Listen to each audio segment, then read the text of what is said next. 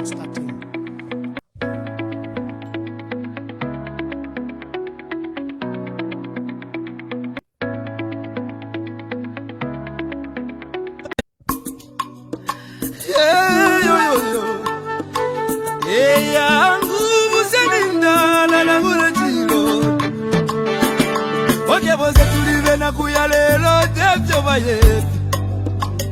Amitapendwa ya vintu ifisume vyoza kula kwibukisha Kana depotimo wimbo watemenu wakatongi Abazunga watita katongi Nakula kwibukisha kateka Kaibuku muna kapona Neseko shove pamenso Yangu ama umebaya Iyaba ume Iyaba ume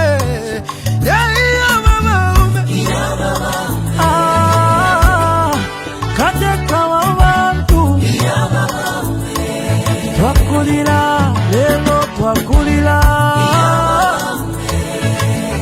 Shika kukonke milimo shove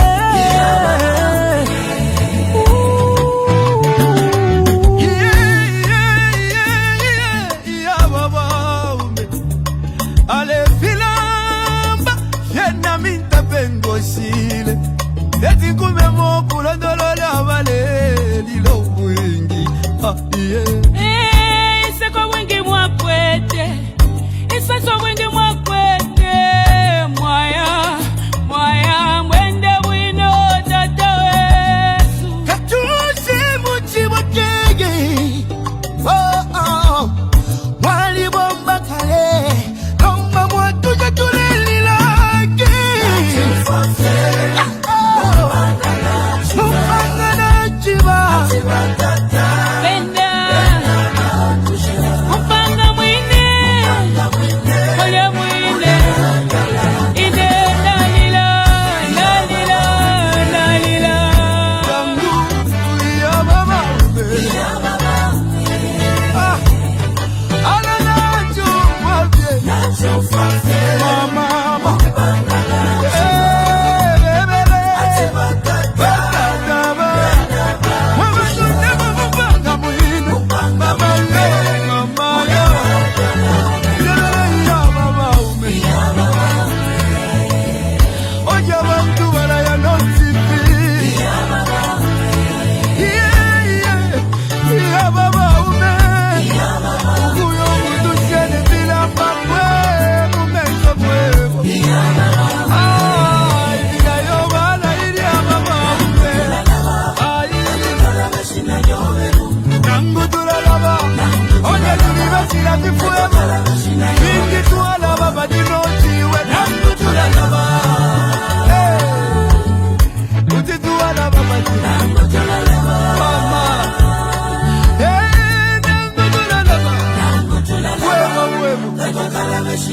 Ukula bevyo watu dobuingi Ibisebo wapangili obuingi Ukuchinjo lusako kumoneko busaka Mama Utituwa na basiani Chagwa katuse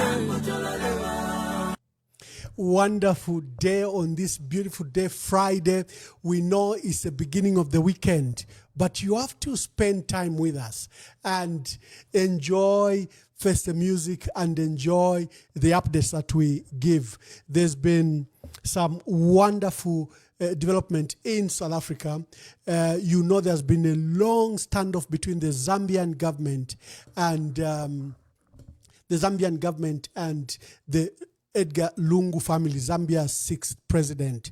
And today there was an official statement that was issued after many days, I think, of informal interaction. I had said the other day that I'm migrating my broadcast to a new software. So you have to bear me because we want to go live on YouTube, on TikTok, on Twitter, and on then our usual pages. So for those that are watching us on Twitter, those that are watching us on TikTok, welcome. You are a fresh audience and we appreciate you. We hope that you can enjoy what your colleagues on Facebook have enjoyed. So there'll be these small technical glitches as I try to connect with my teams who are not here and have to call them. So don't worry about that. But the teething problems are getting less and less, and the audience is getting expanded again and again. So we had a matter in South Africa. I want to read the statement. I don't want to misquote it. A development in South Africa. This is what was said in South Africa. Just a minute. Do I have a picture here that I can put? Yeah, wonderful. So the government of the Republic of Zambia and the family of the late 6th President, Dr. Edgar Chagwa Lungu, announced the commencement of formal discussions, marking a significant step towards resolving the 3-month impasse. A mediated process will be employed to resolve outstanding issues with jointly appointed mediators. So there will be jointly appointed mediators, meaning the parties will have a preliminary meeting, propose the mediators, and then agree. So then there will be jointly appointed mediators of this matter. The parties recognize that building trust is an essential step to reaching a mutually agreeable solution necessary for genuine reconciliation and healing. Both parties have pledged to engage in this discussion with sincerity, prioritizing reconciliation, unity, and deep respect for the late president's distinguished service and the wishes of his family. The government and the family extend their heartfelt gratitude to the people of Zambia for their patience and understanding. We urge all citizens to refrain from making statements that could heighten tensions as we work towards a respectful and dignified outcome. The nation will be kept informed on the discussions and the next steps in due course. We encourage the nation to continue praying for the former first family and the beloved Republican president. I think that was one brilliant, mature statement by both parties. Careful choice of words. So we'll not build or destroy it. I think we'll leave it as it is. And for you, the callers, we ask that you refrain from that topic just to allow for this atmosphere where parties can begin to speak without anyone being accused of raising tensions or causing divisions. Today, I'm privileged. I'm hosting one of our young, bright leaders. I've known him, I think, since 2007. First time I met him, he was a councillor in Kitwe. Honorable Christopher Kangombe has since risen through the ranks. He was privileged to have been mayor of Kitwe. This is one of the biggest cities in our country, and now is current MP for Kamfinsa. We discuss the state of our nation, state of democracy, and just where we're going. And he's been very elusive on my programs. The first time he came was 2 weeks ago when he came to Spa with George N. Mutonga, an economist and financial analyst who's based here in Atlanta, Georgia. And I said, so today I got him. He's here visiting in the United States, and we are together to have this discussion. Honorable Christopher Kangomba, welcome to today's program. Thank you very much, Ramwamba. I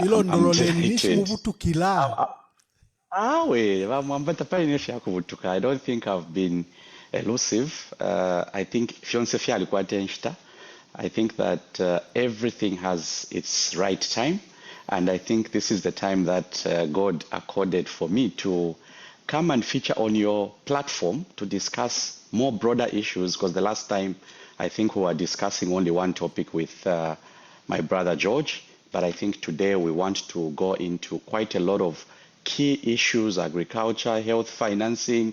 We have to discuss a bit of mining, a bit of other sectors that are very key, democratic space, parliament work, what I've been doing in parliament. So I'm excited that today I have been accorded time. So Vamwamba, I think for the bigger audience, time has presented itself for me. I don't take it for granted, to Honorable speak to the Kangombe. Thank you very much, and thank you. You are visiting the United States. You are here in Yeah. Phoenix, Arizona. Just tell us what has brought you here.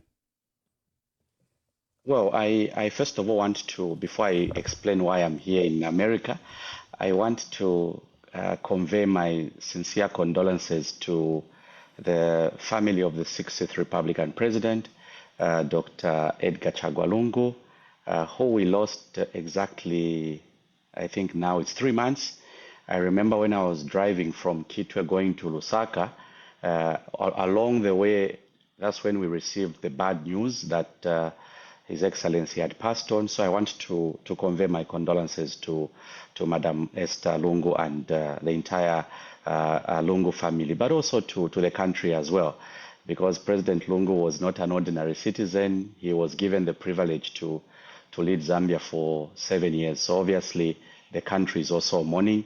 And I'm happy, Bamwamba, before I explain why I'm in America, I'm happy that there's a statement coming from government, and a statement which has been jointly signed by the lawyer representing the Lungu family.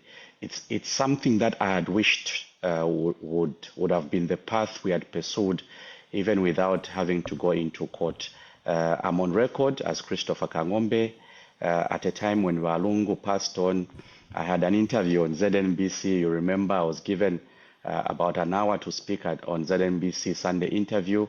What has been contained in the letter we are reading today is what I had hoped for, an amicable solution to a matter that I think more often, more than anything else, it's supposed to unite us as opposed to dividing us. So, Bamwamba, first of all, condolences, and I'm happy that we're making progress between the two groups. And I'm happy that there is no mention of a political party. It's basically government and the family, and I'm confident that something may come out of that. Why am I in America, Bamwamba?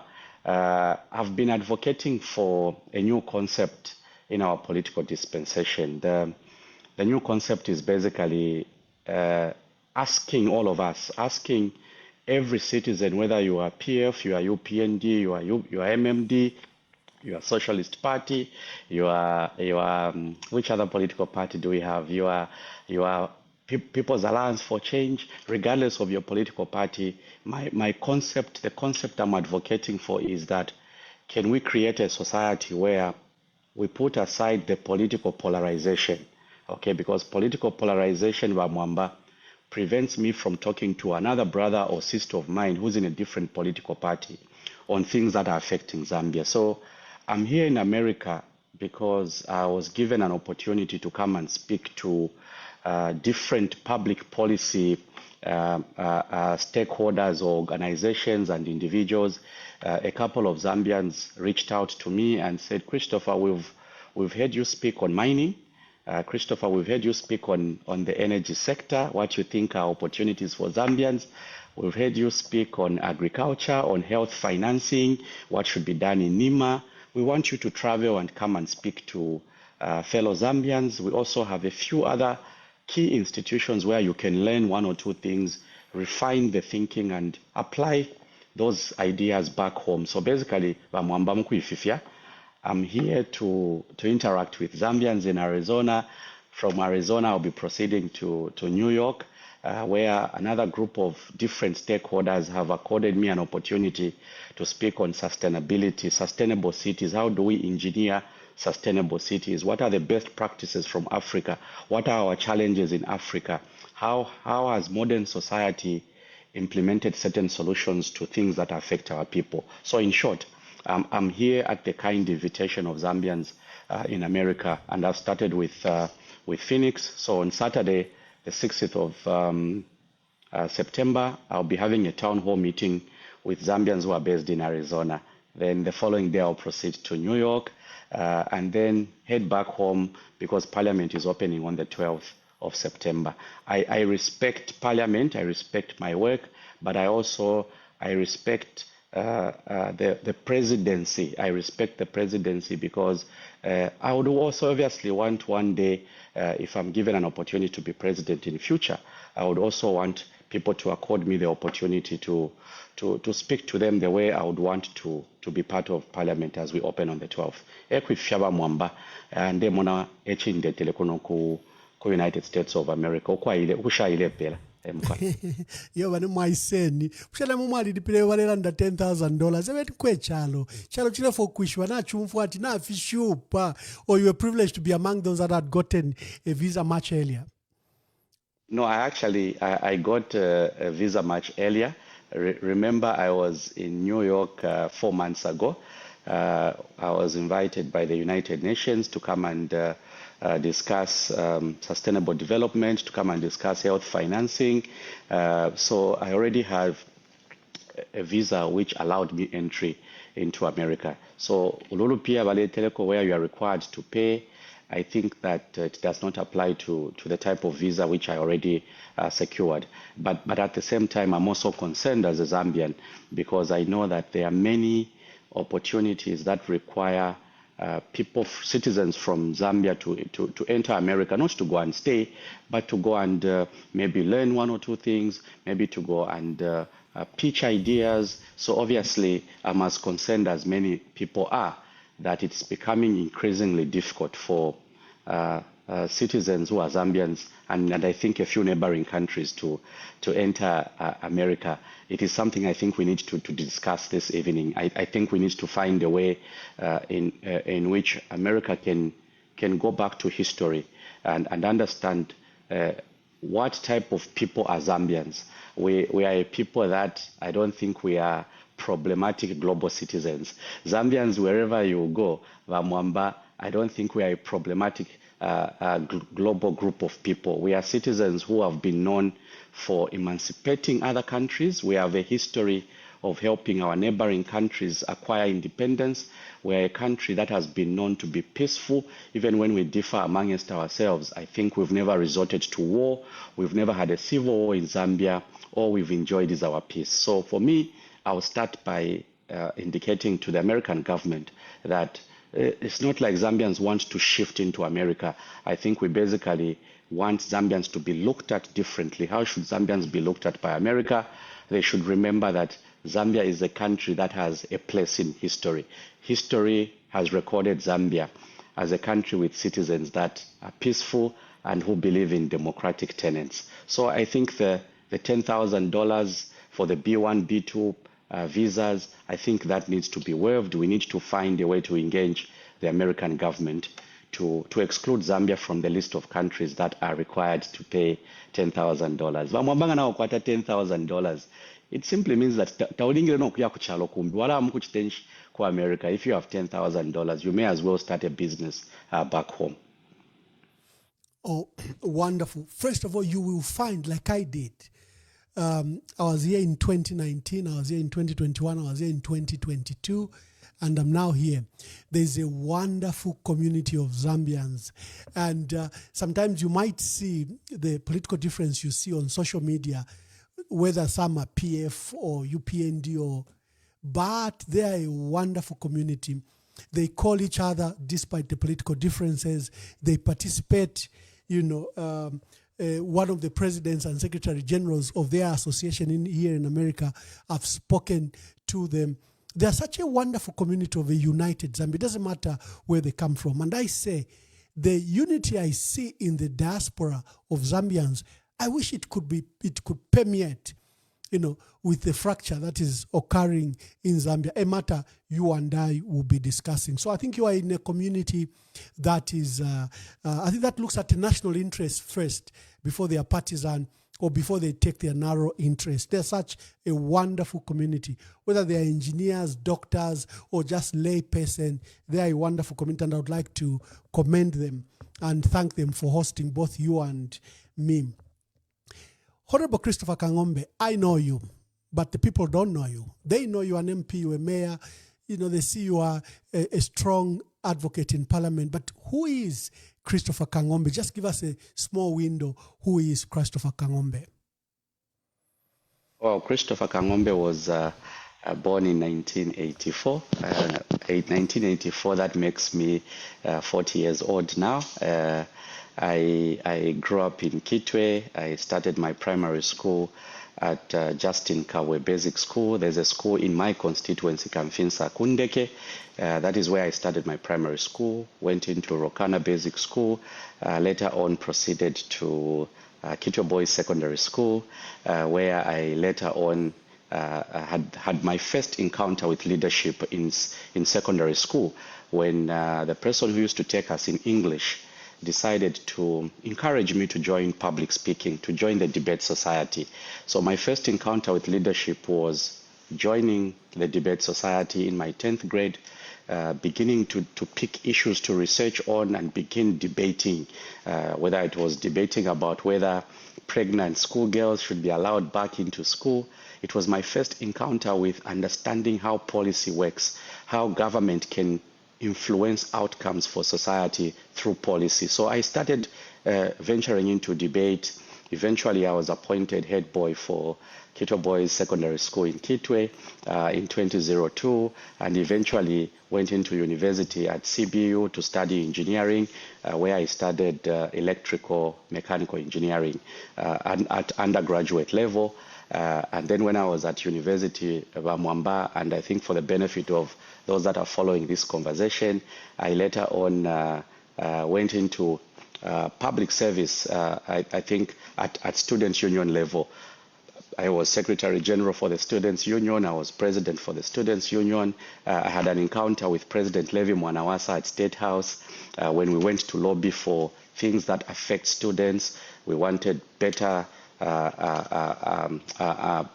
learning environment for both CBU and other learning institutions. And I remember encountering President Mwanawasa, who actually reminded all of us there, we were about 6 of us, that colleagues, I was also once a union leader. So 2006, President Mwanawasa tells us that, no, actually, you young men and women, you are on the right path in leadership because I also started where you are. President Mwanawasa reminded us that he was vice president for UNZASU, University of Zambia Students' Union, back in the early years.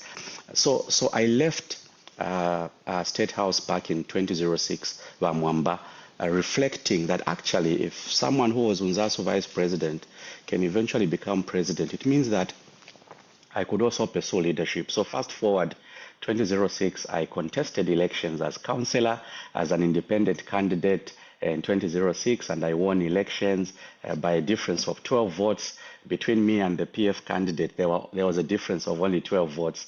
I became councillor, so I had to combine schoolwork and going into university and going to Kitwe City Council to represent the residents of Riverside, where CBU was also part of the community. Fast forward, Mwamba 2011, I recontested under PF now as a councillor, so I was councillor for 10 years, and then I became mayor for Kitwe in 2016. You remember I wanted to be member of parliament for Kwacha constituency.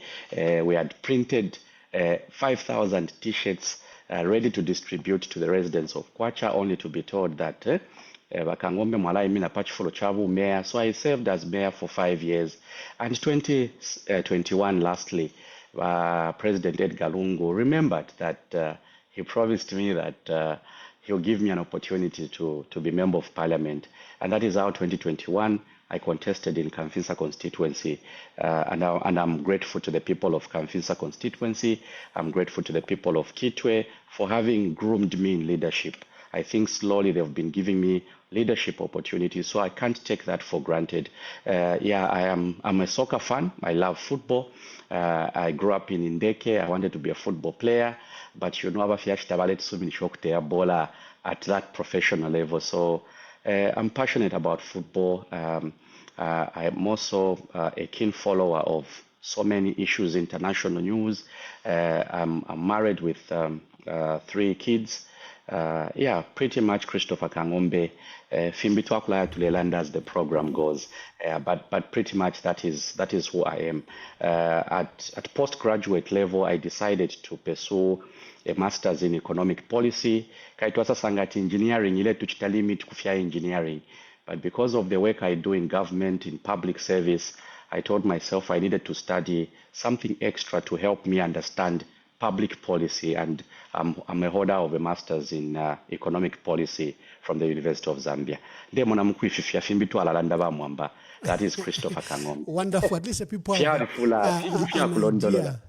The people have an Yeah. idea who Christopher Kangombe is. Yeah. There's been great concern about the state of our country, state of democracy. Yeah. Yeah. There's been concern, before we go to the issues of the economy, the issues of other things, there's been serious concern. What is the state of our country from your perspective? Well, I'll speak about Parliament first of all. There's been a lot of conversations. You remember, Bamwamba, that I was among the 9 members of Parliament that were, for lack of a better term, chased from Parliament in 2023, 2024. Remember, we had a dispute regarding the convention that took place at Mulungushi, which elected our colleague Mao Sampa as president for PF, which matter I think some of us were very strong, were very firm and consistent. We said, our brother, you are our brother, you are former Mayor Lusaka, I'm former Mayor Kitwe. My brother, this is not how you elect a party president. Each political party has a culture. PF has never excluded members of parliament. It has never excluded party officials from electing the party president. So some of us spoke strongly against that convention which elected Mao Sampa, and we had letters written to Parliament that we had been expelled from the Patriotic Front, and then later on, you remember Bamwamba, the Deputy Speaker of Parliament, chased some of us from Parliament. We rightfully left Parliament, but we took the matter to court through an order of court in the High Court. We managed to be reinstated. I don't know if it's reinstated or we were allowed back to Parliament.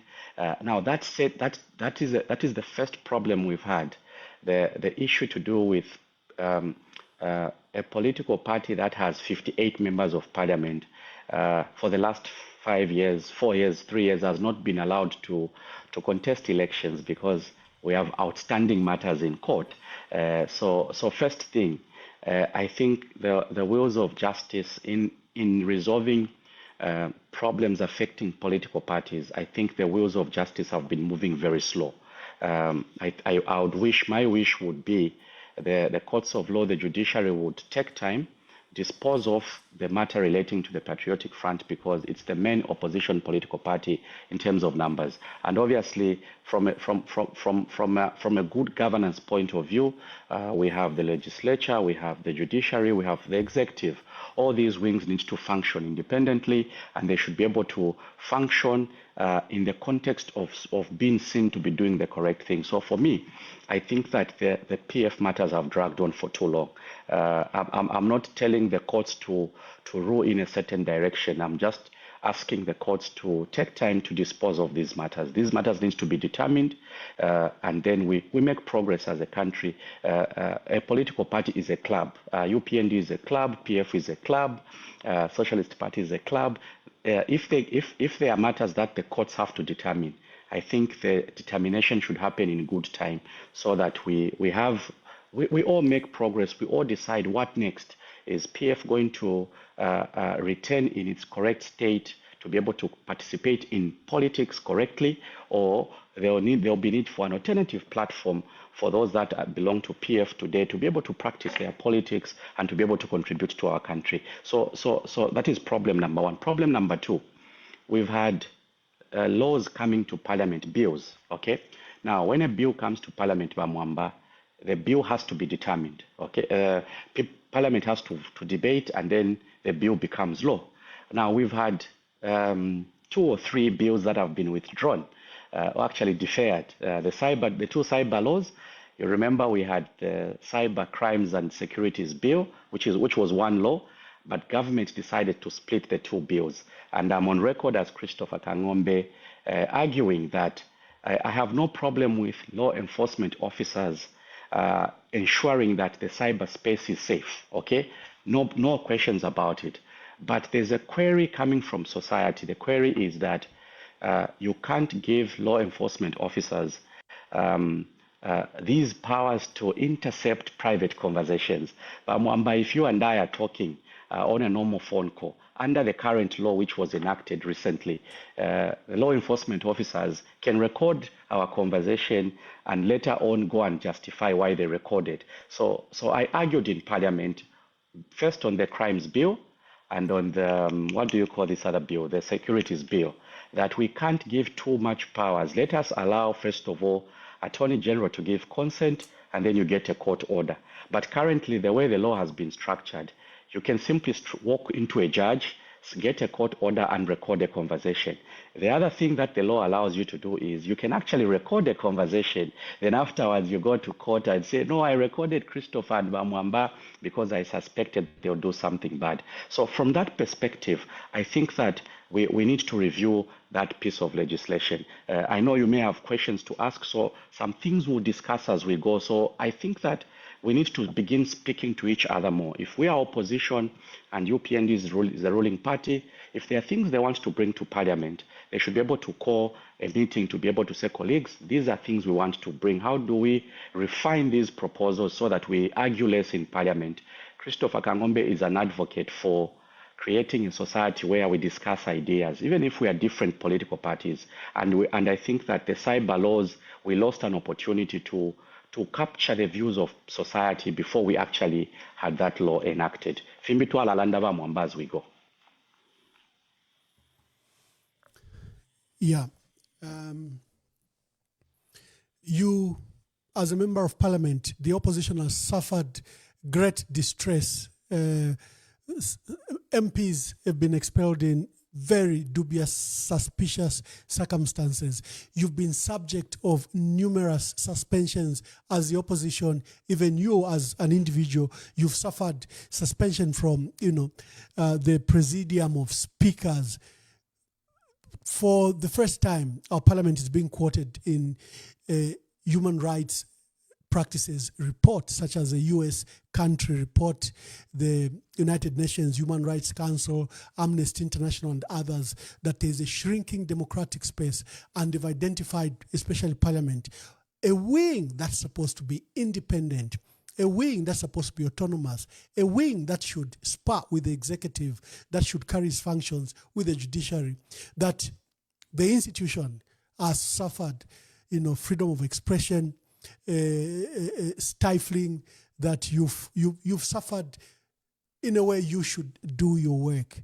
How have you managed to succeed in that environment? Because you're one of the few MPs that has moved many members, private members' motion bill. I've stopped counting so you can just now. speak I to move that motion. and to the few members' motion bill that you personally felt needed to be brought to the table of Parliament and debated.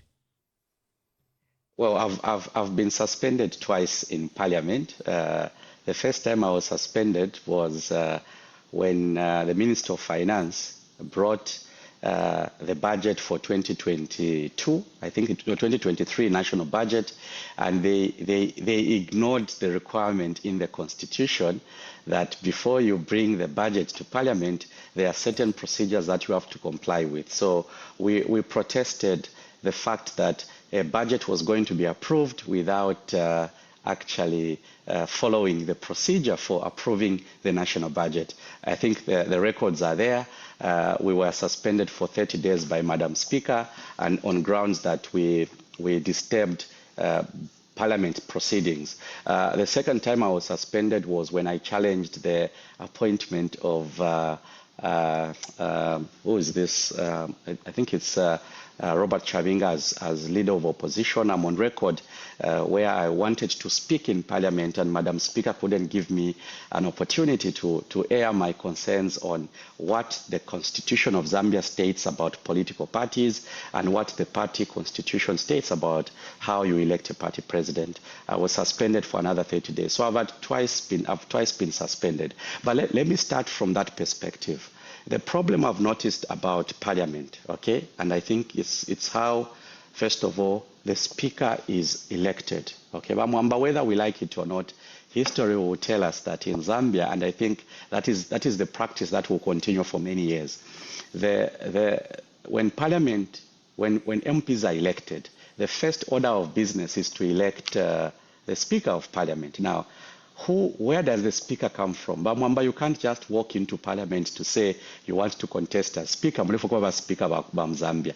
You have to be nominated by a political party that has got MPs in parliament. So in parliament we have PF, we have UPND, we have PNUP, and we have 13 independent MPs. So for many years, and I don't want to restrict it to the last 4 years, for all these years, political parties bring candidates. So the first problem I think we have is that the speaker comes from a political party. Whether you like it or not, it's been a bad practice because we have a nominee of the president. We have the president who has been elected saying, for me, as president of Zambia, the person I want to be speaker is this person.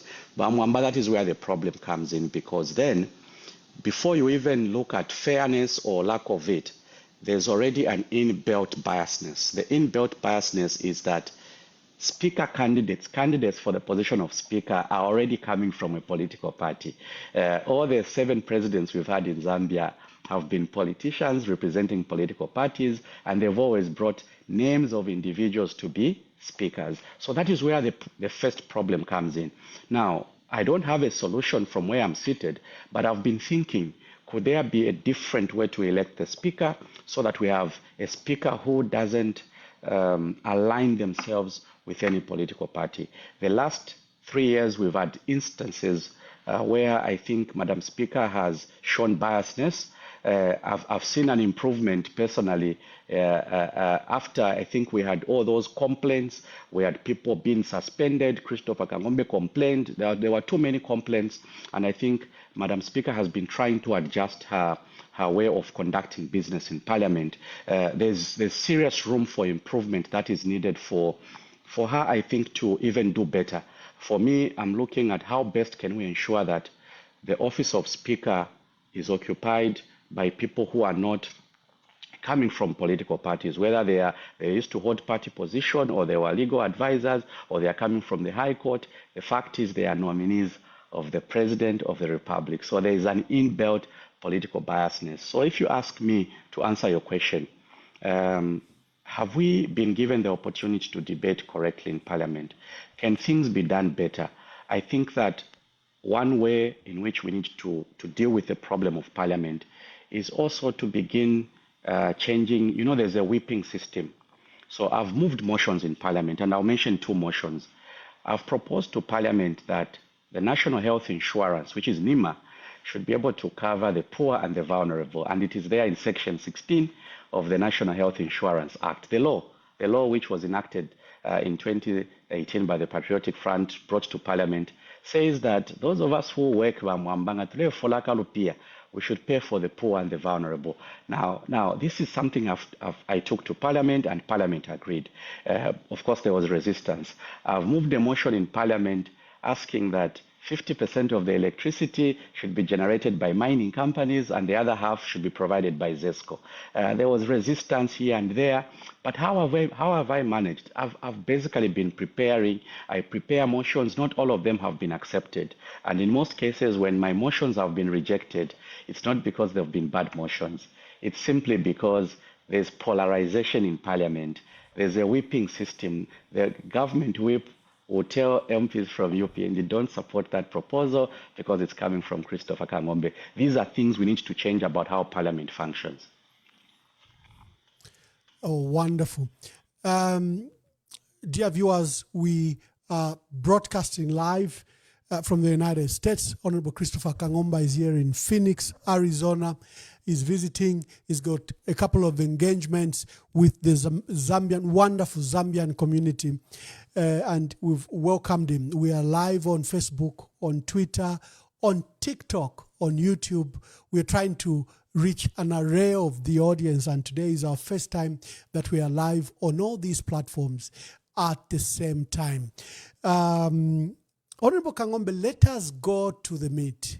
You've seen the past. You've practiced politics. You've been a councillor from 2006 when you just graduated as an engineer from Copperbelt University. You've risen to become mayor, and now you're a member of parliament. We are over 60 years old as a country. When we started in 1964, we had good reserves. Our economy per GDP, per capita was even far better than Singapore, South Korea, and China. 60 years later, we are among the 6 poorest countries in the world. We are a very wealthy country, but with a poor people. We don't seem to have managed our resources properly, and we've regressed from where we were. We were number 3 in Africa as one of the wealthiest countries in Africa. We're number 3.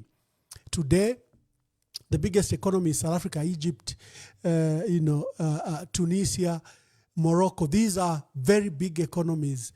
And we, like I said, we are right at the bottom. What have we done wrong? What did Singapore, China, South Korea, and others do well that we failed to? How did we drop from one of the wealthiest countries to now the top 6 poorest countries? And again, we are number 6 as the most unequal, among the most unequal countries in the world, being led by South Africa and others. Clearly, this is a grim picture. You must have studied this. What do you think? Our theme today is development proposals for Zambia. What should be our development proposals? Learning from the past, learning from the mistakes that were made, and then charting our path forward. Yeah. So problem number 1, and I'll be very quick, Wamwamba. The first thing we haven't gotten right for many years is that we've never believed in ourselves, and I'll start from that perspective. We've never believed that we could play a bigger role in our own economy. Okay, so Kansanshi Mine 2 or 3 weeks ago, they launched what they are calling the S3 expansion project. They are saying they've extended the life of Kansanshi Mine. Lumwana Mine has announced, I don't know if it's $1 billion super pit project. I was in Solwezi before traveling to America. I spent 3-4 days in Northwestern Province trying to understand what's happening in Northwestern Province. And then I'm looking at the question you are asking, and I'm looking at these huge projects that are being announced. But at the end of the day, there's one problem which we've not done correctly. We've never believed in ourselves. We have been at the tail end, okay? When an investor comes, they invest the right amount of billions of dollars into the mining sector, which they make as pledges. We'll need to have a topic for another day on whether the actual 1 billion will come into Zambia. But the first problem which I've identified after reading, after studying, after talking to mining experts, because mining is our key sector, okay? That is what will anchor every other sector. So the first thing that we've not done correctly is that we've assumed that the mines should only create jobs for graduates from university, those coming out of NOTEC, those that want general work. That is the first problem we've had. We've not placed Zambians at the center of key sectors like mining. And there are others who have different views. Others believe that so long we are getting the copper out, we are getting taxes out, that is enough. So first problem is that currently in Zambia, or in terms of ownership of the mining companies, we don't have a huge stake by citizens. The level of participation by citizens has been very low. And I'll give an example. If you are going to have $1 billion being put into Kansanshi, which is the S3 project, the question I've asked myself, and I'm asking government, and I'm sure those that will call in today, they'll still have to deal with this question. The question is, how much of that $1 billion actually, if it has to be spent as expenditure, how much of that $1 billion will be retained in Zambia in terms of contracting jobs, okay? The people to set up the refinery, the people to set up the smelter, the experts that are supposed to ensure that the laboratory works correctly. So first problem, Mwamba, is that our participation as citizens has been inadequate. Of participation, if I were to say Ndafi Fema Zambians kuingila fenchito. And this is why for me my first proposal in the mining sector is that as we issue mining licenses, because to do exploration is expensive. We all know that diamond drilling is expensive. Everyone has argued that it's not easy to dig to know how much copper you have, for 10 years only to then realize you don't have the copper. So exploration is expensive. So my first proposal is that the Zambian government, private sector, where Zambians are involved, should also take the lead in exploration, because exploration data, how much copper you have, you can't then do the mining. So exploration data should be owned by Zambians, the mining licenses should be owned by Zambians, and then using these two pieces of information, and this is one of the things that I'll be discussing with Zambians living in Arizona, is that why haven't we structured financial models that allow Zambians to participate in the sector? And I'm on record as Christopher Kangombe. I debated the Minerals Regulation Bill, I regulated the Geological Bill. I'm on record asking government that can we prescribe how much of the $1 billion that will go into expenditure in the mines will be for Zambians, Zambian engineers, Zambian companies. That, and I'm not discouraging FDI, I'm simply saying from a local content point of view, we've not gotten it right. That is the first problem. Second problem, Bamwamba, we've not gotten the agriculture sector correctly, okay? We've assumed that if we produce 3.6 million tons of maize, we have done very well. Bamwamba, our farmers are giving us 2 tons of maize per hectare. That is low yield, okay? We are celebrating 3.6 million, but how much is each farmer giving us on average? They are giving us 2 tons of maize per hectare. We must be discussing 4, 5, 6 tons per hectare. So I have a motion in Parliament which I've proposed. My motion is that we need to raise the capacity of our farmers to produce more per hectare of farming. How are we going to do it? This is now another conversation we should start having. What is the role of these farm blocks? There are these farm blocks that were started during the time for the Patriotic Front. During Kaunda time, we had farm blocks that were later abandoned. Now UPND is in power. They shouldn't make the same mistake that was made in the past. So agriculture sector, Wamwamba, my proposal would be, can we farm for local consumption? And can we also farm for export? Because we need the dollars to come in. We need our kwacha to be strong, and we can only do that if we have the right exchange rate. So agriculture sector, my proposal as Christopher Kangombe would be, yes, we have people that need to be supported at a smaller scale. The guys under FISIP. But we also need to start asking ourselves, how much maize should we produce? How much of the other cash crops should we produce for export, so that we are able to balance between food security and the money that has to be raised from the export market. I want to be on record, Bamwamba. I'm one person who believes that agriculture can create not only jobs locally, but also can create the right income generation for Zambia through exports. So we need to do the right balance, and I think we need a conversation around how do we do it. Thirdly, Bamwamba, empowerment funds. We've not gotten the empowerment funds correctly. Bamwamba, having been a councillor, mayor, MP, I'll tell you one thing, why we don't get Zambians empowered. We have too many political players involved in the identification of beneficiaries. Okay, right now we have CDF empowerment funds. Loans, they've been giving out loans. And the Minister of Local Government, Honorable Sialovalo, has been complaining that people are not paying back. Do you know, Vamwamba, why people are not paying back? It's because CDF empowerment funds, just like many other empowerment funds for many years, there has been too many political players participating. The Ward Development Committee will identify the beneficiaries.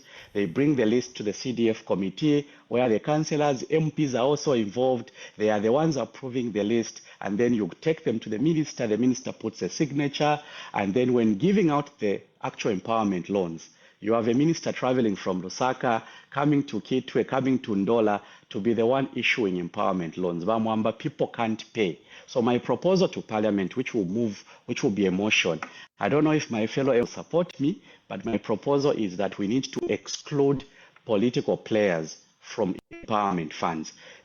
These are just some of the 3-4 issues we haven't gotten right, because for me, where we haven't gotten it right is that Zambian citizens have adequately participated in our key sectors. If we participate in our key sectors to the extent that we are making enough money and the money is being returned, Bamwamba, I think we'll begin then raising the right millionaires, and then we'll see the wealth that we desire to see.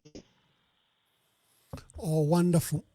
I share with you your concerns. Agriculture should be our main engine, we've set aside up to 10 million hectares of land in these farming blocks. Each farming block from each province has set aside, I think, is it 100,000 hectares? So 1 million hectares across the country, just set out for agriculture, but they're not supported. There's no infrastructure, no electricity, no roads, even feeder roads. So we have to make a huge investment. I'm also very surprised that year in, year out, each government plans for farmers of about 1 million, plans to feed 20 million Zambians.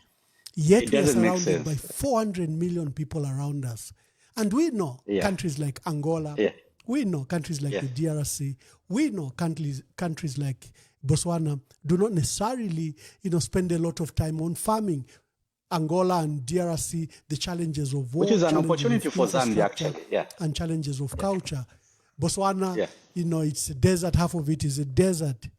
Why do we plan for 20 million people instead of planning to farm for the 400 million around us? Then we get surprised when there's smuggling.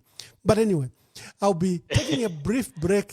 And when we come back, you're very passionate about mining, the gold subsector and that energy. I want you to briefly speak to that briefly, and then we talk about energy deal with as well. other governance issues. Then I invite our callers. What makes this program are the callers that participate on this program live, uninterrupted, uncensored, and you can call. Just be respectful to our guests and offer your question. But first of all, let's allow this short break and then I speak to you.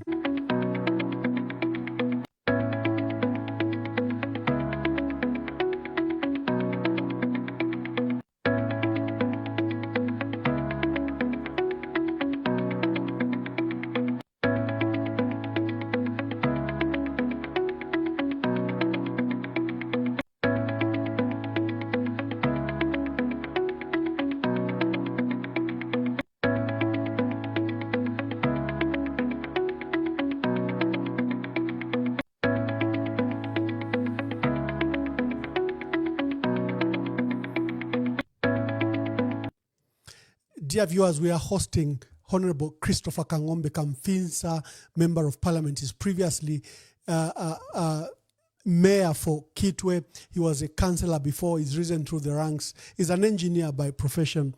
And he, very, very talented, one of our very young, talented leaders, and is here to participate. Is here in the United States to address various gatherings, and I thought you could exploit the opportunity that we speak to him about the vision of our country. Just tell us about this gold subsector and what your thoughts have been. I'm on record. Bamwamba, Parliament one thing I like about Parliament today and politics today is that people are able to tell who's been active in Parliament on what topics. We are given opportunities to debate in Parliament. So some of us have been very aggressive in Parliament to raise issues. So one of the issues I've been raising consistently, Bamwamba, has been about how should we structure our gold subsector? How should we structure our special mineral subsector? And I'm calling it special minerals because we have gold, we have lithium. Bamwamba, you can't do any solar system without a lithium battery because lithium is what you put in the battery to store your energy. So I've been very consistent and I've been very firm, and I have no apology to make that we haven't gotten it right in terms of what is the role of Zambians in these precious minerals, the emeralds in the rural part of Undola, the Lufanyama, where there are these nice special minerals. So my message, my view has been, we have minerals that require foreign direct investment, okay? The huge billions of dollars that maybe raising within the shortest possible time may be a challenge, okay? But we also have these minerals that are easy to mine, okay? And local people in Impika, local people in Nangoma constituency in Central Province, local people in Zambezi, local people in Mfumbwe have demonstrated that with minimum level of education, with basic tools, we can actually get citizens to participate. So my proposal in the gold subsector, in the special mineral subsector, has been that these minerals such as gold require an aggregator. Okay, you need a Zambian company that prepares people to do mining of gold. They are given the training, they are given the tools, they are also given the resources to do the mining correctly. They dig out the gold and then they take the gold to the aggregator. So the aggregator is the Zambia Gold Company. So the Zambia Gold Company is what was established, I think, 2019 or 2020 to be an aggregator to buy the gold. Okay, agree on the price, look at the international price for gold, and then agree that this price is fair for the local people, and then get the gold into Bank of Zambia. So my proposal as Christopher Kangombe has been, can we get gold to be mined by Zambians only? And I have no apology to make, Bamwamba. I will not apologize. Others have told me, Christopher, that sounds too extreme. Yes, it sounds too extreme, but it sounds correctly at the same time. Why is it correct? It is correct because we can raise $1 billion, we can raise $2 billion, we can even go up to $5 billion if we get the gold sector right. How much gold do we have at the moment, Bamwamba, in our reserves? We only have, I think, $300 million of gold. That is embarrassing. That is unacceptable. And I'm not apportioning any blame. I'm basically reminding each one of us that is in leadership. I'm reminding the current government. I'm reminding my colleagues in parliament that if we get the gold sector correctly, just gold alone, we can get to a $5 billion of our required gold reserves. And then Zambia can be able to say, these are our reserves. Can we now get the benefits from having the right reserves? So that has been my proposal. My proposal has been, let's not look for a foreign investor to set up gold mines. Let us allow Zambian citizens working with the Zambian government to ensure that we get it right in the gold subsector. I've also talked about lithium in Southern Province. Bamwamba, Southern Province should not be known for only farming. We should not know Southern Province to be an area where you do agriculture. We should also remind ourselves that Mamba Core, which gives us 300 megawatts, is in Southern Province. So Southern Province must be known also for mining. How can we know it for mining? There's lithium in Southern Province in a constituency called Mapatizia. My proposal is that we need to copy what Bolivia has done. Bolivia has got a large-scale lithium mine in Bolivia. Can we do a large-scale lithium mine in Mapatizia, Southern Province? The same farmers who have money in Southern Province can be told to invest in lithium mining. And this is one of the issues that has brought me to America today. I want to speak to Zambians who are in America, asking them, you people have the right level of exposure. You've learned financial modeling. You've learned financial systems. Can you tell us how we can structure our financial models so that we can participate in key sectors? So for me, Bamwamba, is that gold should be for Zambians, and I have no apology to make. You are right. You don't have to apologize for it. Ghana did the same. The new president came in and decreed that no foreign nationals should be in the gold subsector at mining level, artisanal level, and then it apportioned the entire marketing of gold to one like some form of a vehicle, like similar to ZCCMIH. And within 2 quarters, they had earned $5 billion. Again, you have a point. You have a point because if you look at the FIC report, out of the $3.5 billion being, illicit financial flows being taken away from our country, over $1.5 billion has now been attributed to illegal export of gold. Who is exporting this gold? Last year recorded $1.5 billion. The unrecorded number might even be higher. Clearly, that is the income we've lost. Opportunity to derive benefits from this subsector. Do you have any other thoughts about sectors that really you think should drive our Energy. country before I Yeah. open the phone lines? Before you bring in our valued participants, the callers that are calling in, Bamwamba, we have a problem in the energy sector. Okay, now energy has got two parts. There's electricity, and there's petroleum products. Okay, so I'll start with electricity. There's been a lot of noise, and I'm calling it noise or publicity, or everyone wants to start talking about solar. At a household level, Bamwamba, you can connect a solar system, buy 2 batteries, put your solar panels, you run your electricity into your home, that is fine. But at a large scale, okay, the 100 megawatts in Chisamba, another person, an independent power producer, will also be told, can you go and set up a solar plant? Bamwamba, there's a limit as to how much solar we can integrate into our national grid. And I'm speaking as an electrical engineer. Currently, our national grid has a specific capacity of how much maximum solar we can get in.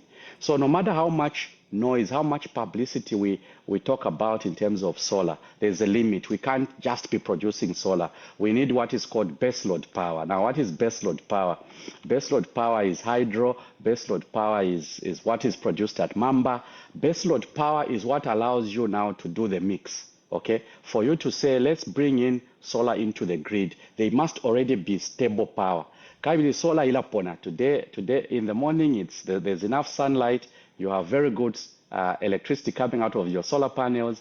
As the day goes down, you don't get the same output from your solar. So you need the national grid to be stable, okay? And that is where baseload power comes in. And this is why, for me, as much as I want to be an advocate for solar, I think that at household level, solar is a solution that each person can then look at in terms of, can I invest in solar to spend less on electricity at an individual level? But to industrialize Bamwamba, to produce the goods and services that Zambia needs at a large scale, for cement plants to run. That is why Dangote doesn't run on Zesco power. Dangote produces their own electricity. They get their coal from Mamba, run their machines at Ndola plant and produce electricity, because that is baseload power. It's stable power. It is what you need to run industry. So what do we need to do in the electricity subsector, Bamwamba? I've got 3 proposals that I wish to make, which are very key, and I think that some people may not have paid much attention. The open access guidelines, the open access guidelines, which allows private players to come into the sector, they've not been published. Up to now, we don't have the open access guidelines. Government has said open access is now a policy, but there are no guidelines that have been published, and I want to ask government to quickly publish these open access guidelines so that Konsokoko Tulesa here in America, the Zambians that are in America, we tell them where the opportunities are. Secondly, we need to reserve sites for hydro for Zesco. Okay, and I'm saying we need to reserve sites because if a feasibility has been done by the Ministry of Energy, they know where the hydro plants are, where the hydro stations should be put. What we should be doing is not to privatize those sites. We should simply be saying, okay, can this private company that may have the dollars, the monies to invest into a hydro plant, partner with Zesco? Because we need energy security. We don't want that private company to sell its electricity without satisfying the local market. So we need to model some form of partnership between private sector and the public sector in terms of the new sites that are supposed to give us power. The Luapula River has got 5 sites, Bamwamba. 3 are on the Zambian side, 2 are on the Congolese side. Okay, we need to close those conversations to quickly get 2-3 sites running. The Luapula River can give us 1,000 megawatts. It will be enough to reduce the problem that we have. Thirdly, I want us to appeal also to government to look at transparent bidding for these hydropower stations, okay? And I'm saying transparency. We don't want to see IPPs, independent power producers, being brought on board without us seeing the right level of transparency. That will be my proposal. And that is the electricity subsector. In short, my summary on electricity is that let's not just tell people set up solar plants. Let's first have the right level of stable power for us to kick in the solar plants that we are encouraging people to do. And I'm calling upon Zambians that have got the financial modeling skills. Tell us how we can structure a financial model for Zambians to participate in the electricity subsector. Lastly, Mwamba, the fuel subsector. Zambia no longer buys fuel. The Zambian government has no budget line for fuel. If you go to the national budget, there is no expenditure for fuel to buy fuel. So my proposal in the in the petroleum subsector is that yes, we need a refinery to run, okay? And I'm asking myself, government hasn't explained. They've announced that there's a Chinese investor, Bamwamba, that will be setting up a refinery in Ndola. Okay, so there'll be a refinery that will be refining crude oil in Ndola to be run by our all-weather friend, the people from China. I have no problem, but I have one concern. Why can't we recapitalize Indeni? Because that is the proposal I took to Parliament. And again, Christopher Kangombe is on record. I simply asked the Minister of Energy, how much do we need to recapitalize Indeni? I was told we need $250 million, close to $300 million. So I'm asking myself, wasn't it going to be better to sit down with a Chinese investor to remodel Indeni around joint ownership, where we still bring in the crude oil because the infrastructure is already there. We repair the old pieces of equipment that need to be repaired in form of a partnership so that we can get the right efficiency into Indeni, and then it serves its intended purpose. So government may have their own reasons, and I'm sure they'll have to give a policy statement in Parliament as to why they've allowed a new refinery to be set up as opposed to partnering with an existing infrastructure. We have the issue of the Tazama pipeline lastly, Bamwamba, before we bring in the callers. Tazama is 1,700 kilometers from Dar es Salaam into Ndola.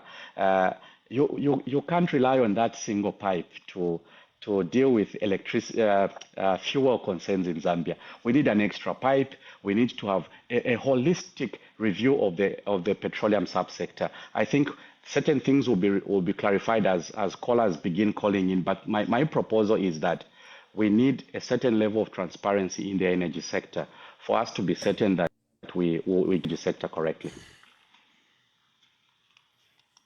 Oh, wonderful. The subsector, clearly the fuel subsector in the energy sector is a critical matter. For the electricity sector, we've prided ourselves that we should be an export hub, looking at the resources we have from sun, water, wind. We should be an export hub. But we have coal, fuel, we have everything, Bamwamba. Yeah. For fuel, especially that we're a landlocked country, they say land-linked. You only become land-linked when you resolve all the issues, the connectivity by air, by road, and if all your borders are clear, then you become land-linked. The trouble is that you cannot gamble with fuel security. Fuel security becomes national security, and we seem to have been gambling a lot.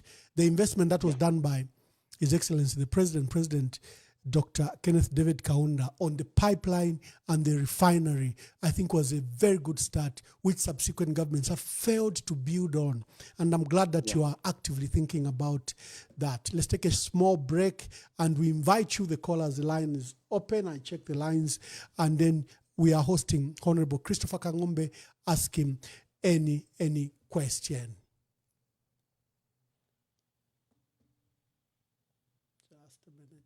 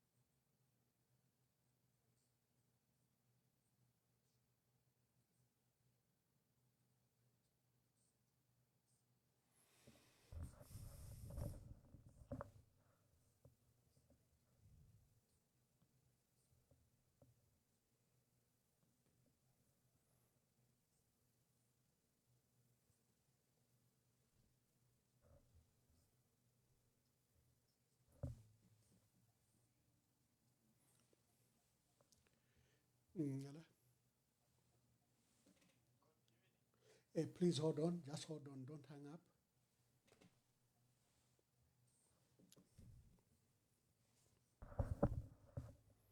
Sir, just hold on. Yeah, thank you.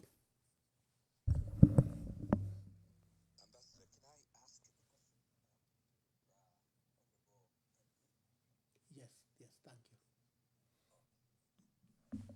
We already have callers. Caller, please tell us your name and where you are calling from. Thank you, Ambassador Emmanuel Mamba. I really enjoy EMV. I think you're doing a fantastic job. And yeah, my name is Dr. Dave Kajila. I'm based here in Canada. I'm a medical specialist. I have for Honorable Kangombe is that since he's I'm hearing some feedback. Let me try to come out of this. Sorry. Yeah. Since his proposals are so brilliant, and I think it's very difficult to argue with any of the points he's raised.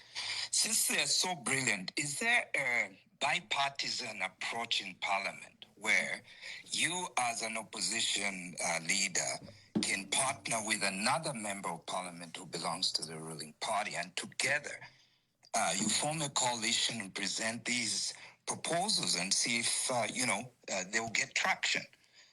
That's the first question. The second question is, I can see definitely you have a pedigree of leadership at your young age, and you are a very bright spot in Zambian politics. Do you have any plans to contest for the big one, the big seat of presidency? Thank you very much, Ambassador Mamba, for giving me this opportunity, and I look forward to listening to the program. Thank you very much. Honorable Christopher Kangombe, this is one of our senior members in the diaspora.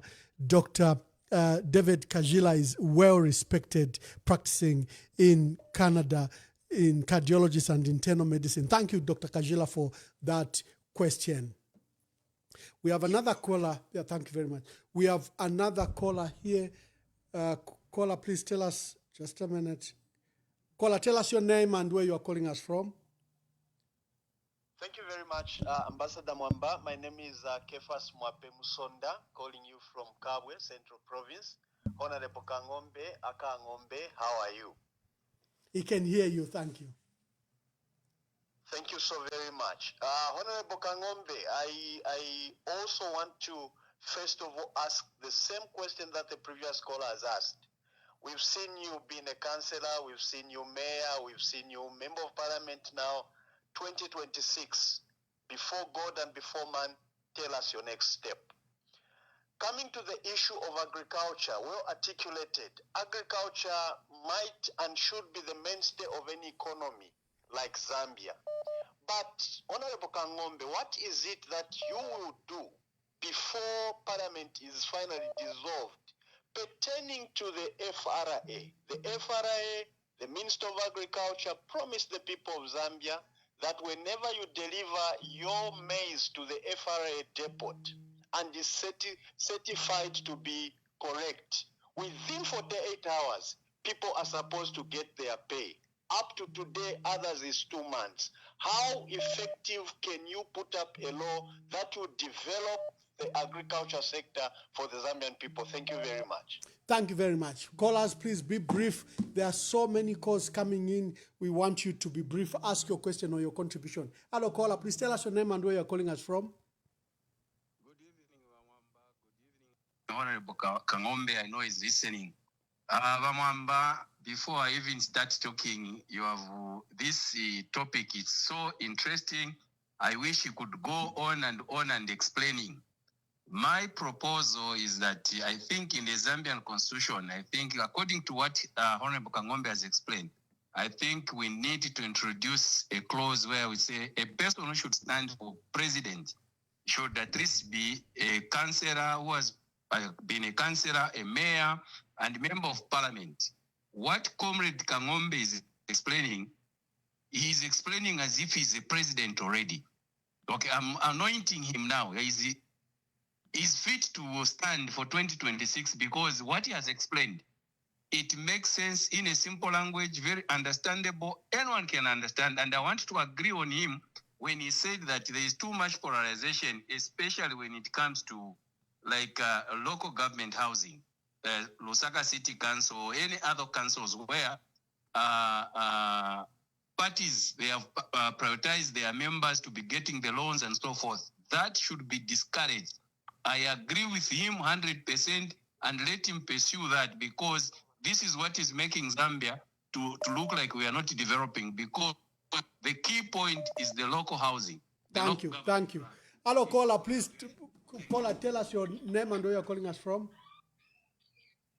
Good evening, Ambassador, and good evening, Kamfisa member of Parliament.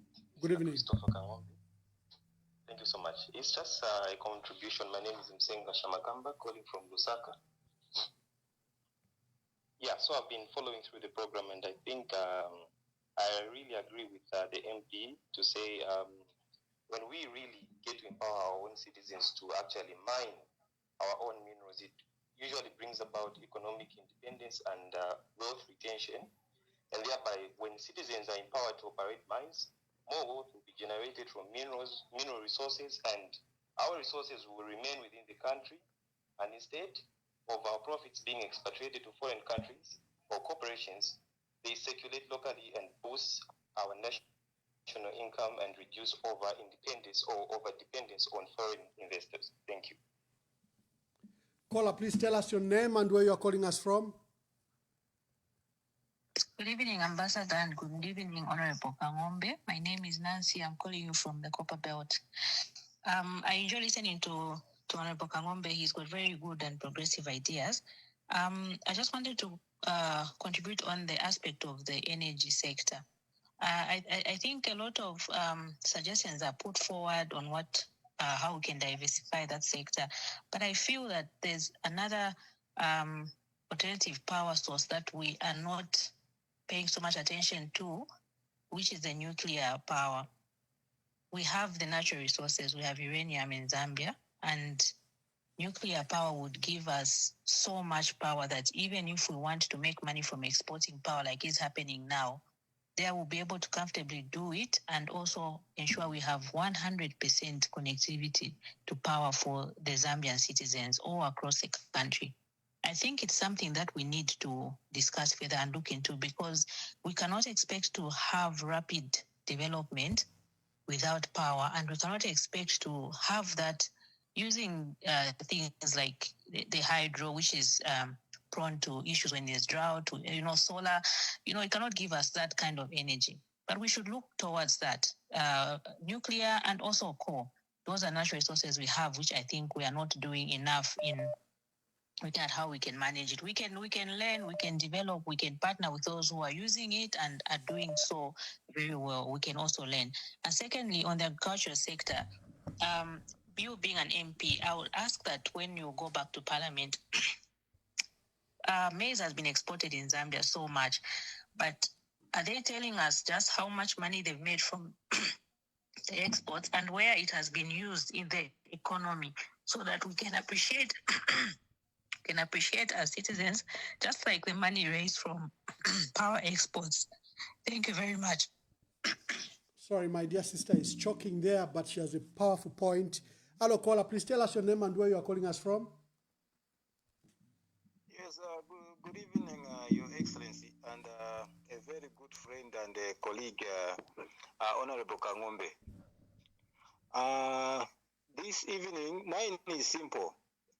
I've got only one thing that we should observe as Zambians, as far as leadership is concerned. There is one thing that we Zambians, we've never observed. There is this group of Patriotic Front. It is full of energetic leaders, visionary leaders, who are trained by Michael Sata, enriched by Edgar Chagwalungu. But we have another side of a political party that is infiltrated with full of overcoming the other based on what? Inferiority complex. Such kind of leadership that is trying to to compare itself to this kind of leadership where they even feel like if they are going to chase away Emmanuel Mwamba from Zambia, take Malanji to prison, Bowman to jail, Shimbakamburi, thinking that they are going to kill leadership in the patriotic front. I'm telling you, this man is just doesn't understand what he's trying to do. He is just trying to swallow himself. I'm telling you, patriotic front has got pure leadership. Look at this young man I've grown up with in Kitwe. He's a very vibrant leader, far away from this other Indian Chirimade failure. Thank you, my dear brother. Thank you. Hello, my caller. Please tell us your name and where you are calling us from. Ambassador, good afternoon. This is Anonymous. Anonymous, tell us your name, your contribution. Thank you, Ambassador. Good afternoon, Honorable Kangombe. He can hear you. Yeah, my contribution, there's a contribution and I think a question in there. Honorable Kangombe, thank you so much for the way you have given us these ideas, especially concerning the energy sector. These are some things which a lot of us don't know, obviously not because we are not learned in those issues, because they do require expertise. And the fact that you have explained makes me wonder, we have people coming into, before people come into power, they give us all these ideas, they give us all these solutions, but the moment they get into power, everything changes.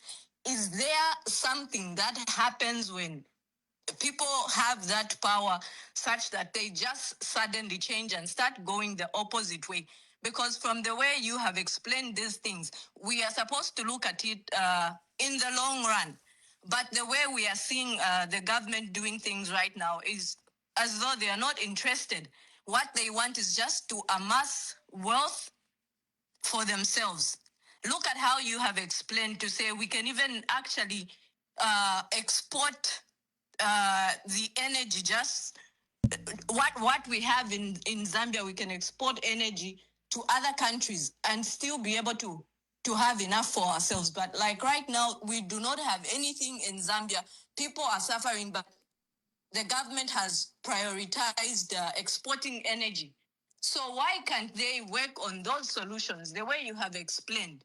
Because those are the things that they need to do. Thank you, But my dear now sister. it's like it's clear to say that people just want to earn for themselves and they don't care about the people. So my question is there anything, because I've never been a member of parliament, or I've never been in that position. So what really happens when people get into power? Because we have people talking about giving us all these nice things, solutions to our problems, but the moment they get into power, everything changes. What really goes on? What really goes on? I would like to know that. But thanks, Honorable Kamo. Hello, caller. Please tell us your name and where you are calling us from. Shalom, Mwamba. This is Robin again from the UK. Yes, Robin, make your contributions from the UK. Thank you. My call today has actually been prompted by one of the other callers who talked about nuclear. I want to caution listeners that these things might sound exciting and potentially cheaper, potentially offering a solution.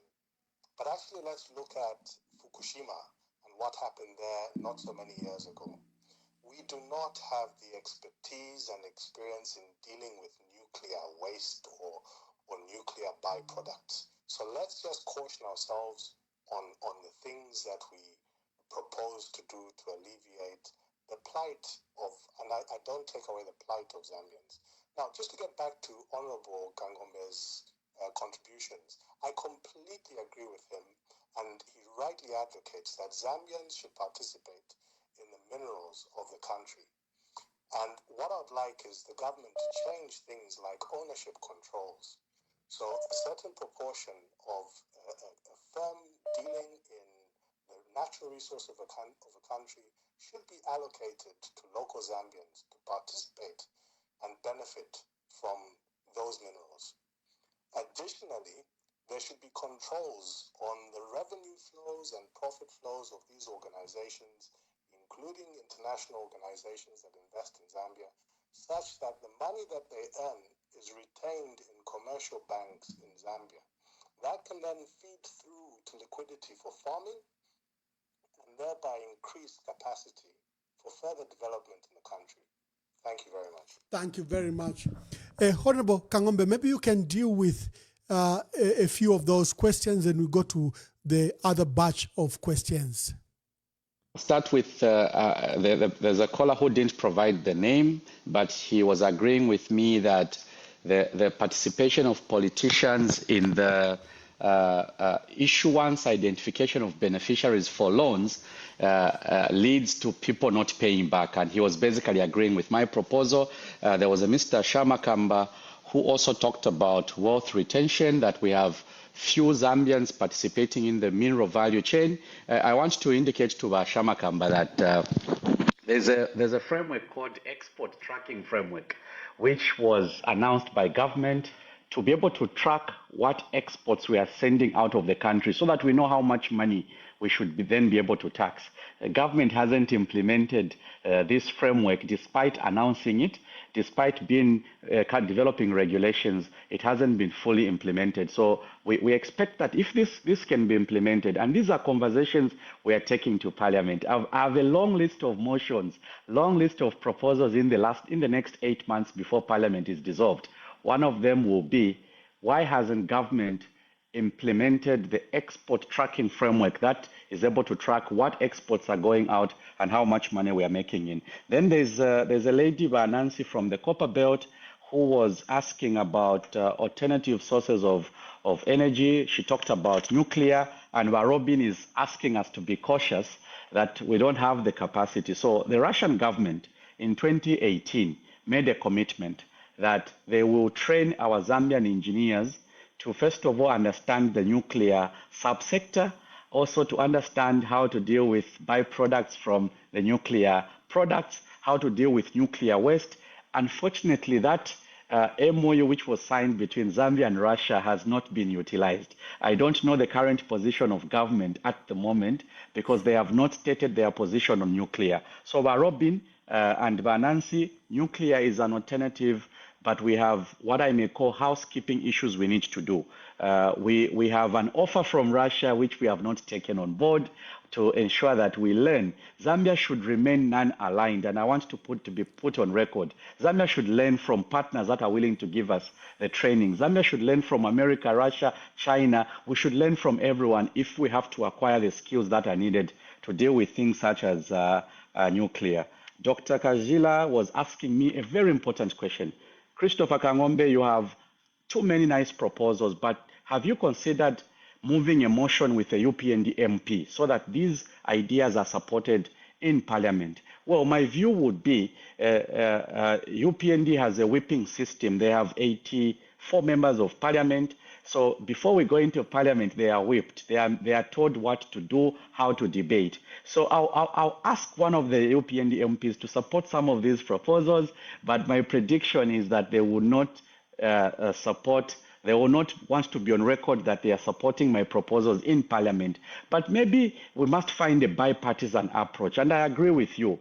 Even the bills we've been rejecting in Parliament, the cyber bills, the amendments to the Republican Constitution, if there was a bipartisan approach, would then agree as opposition and the ruling party on what should be amended before we even go to Parliament. So, Doc from Canada, I agree with you that we've not exploited fully the bipartisan approach option to ensure that we debate less, we argue less in Parliament, we win more for the people of Zambia. It is something that I think we need to consider. But Kajila asked me, Christopher, what are your plans for next year? I'll be announcing in December whether I'm contesting as president in 2026 or 2031. For now, I'm in a consultative process. Even your feedback, Dr. Kajila, I'll get your number, I'll share my number so that we can discuss. I explain to you my thoughts, but the bottom line is that a position as critical as president can require Zambians to have options. And this is what I've said over and over. President Hakainde will never be president forever. President Kaunda was never president forever. There was Dr. Kaunda, there was Chiluba, there was Mwanawasa, Rupia Banda, Michael Sata, even the current president, at some point he will no longer be president. Zambians will need to start looking at other options for the future. So Thank you, I would Honorable. want to be an option for the future. Thank you, Honorable Kangombe. Thank you very much. Just hold the thought. Just hold the thought. Okay. Honorable Kangombe, just hold the thought. Just hold the thought. Let's take some more. I know you're going to answer the others as well. Let's just take the... hello, caller. Please tell us your name and where you're calling us from. Hello, thank you so much. Varishanu Mwamba nine Chimba ndetumina ku Indiana ne Victor Chimba. Oyo mulina nkoyo mulumendo munandi sana twakula bonse ku Kamfinsa constituency twalete abonse bola. Nakale alifye na manu efifine. Aini nakale wa Chimba na manu efifine. But awe dali sana but awe ndese kafe wa mano sana mulumendo. No, he's a national leader. I was joking. And mine is to just congratulate him and tell him that all his friends were in support of what he's doing, and we wish him good and God's blessings. Thank you so much. Oh, wonderful, wonderful. You know, one of your childhood friends based here in Indiana is just called to support you, that whatever decisions will stand by you. That's what friends do. That's what friends do. Yeah, let's just take a few calls, Honorable, so that you then combine all the questions. Hello, caller, please tell us your name and where you're calling us from. Hello, good evening. I'm Michael. I'm calling from Kabwe. Michael from Kabwe. How's the water situation? I understood that Kabwe, certain sections were affected by a serious level of water pollution. I'm telling you, it's terrible. It's very terrible. In fact, that's why I wanted to make a contribution. Okay, make the contribution. So, yes. So, looking at what Honorable Kangombe is saying, it is very perfect. What he's saying is actually very, very perfect and excellent. But, you know, Apavera secret. Sorry, can I use Bemba? Is it okay? It's okay. Okay, so Apavera secret sana. Muri governance yesu ya Zambia abengita baishiba, and I'm sure even politicians abamba politics, they even go to presidents tabeshiba bengi. Do you know that we've not fully gotten our independence as we look at it? Iliabalela that independence was in 1964. Kwali kwefya lubene when the time privatization yashire chitika muri bachiruba, privatization on itself yarishire nama conditions ukufuma ku European Union. That's one thing you should know. So ngamwalolisha bwino yonse ama mines twakwata, or for example Kabwe here, you know there is a mine in Mpepi hapa, and them they are busy mining, causing pollution and all those things. Kuti bafiro kuimba kofiro boho from their proceedings. Just a single borehole to give water to people. Look at Kito Kuriba Honorable Bakangombe. The last time I was in Chambuli Kutapot Aminchitakuri, but Chimaini Chingareta Minch is just nearby. Just a few.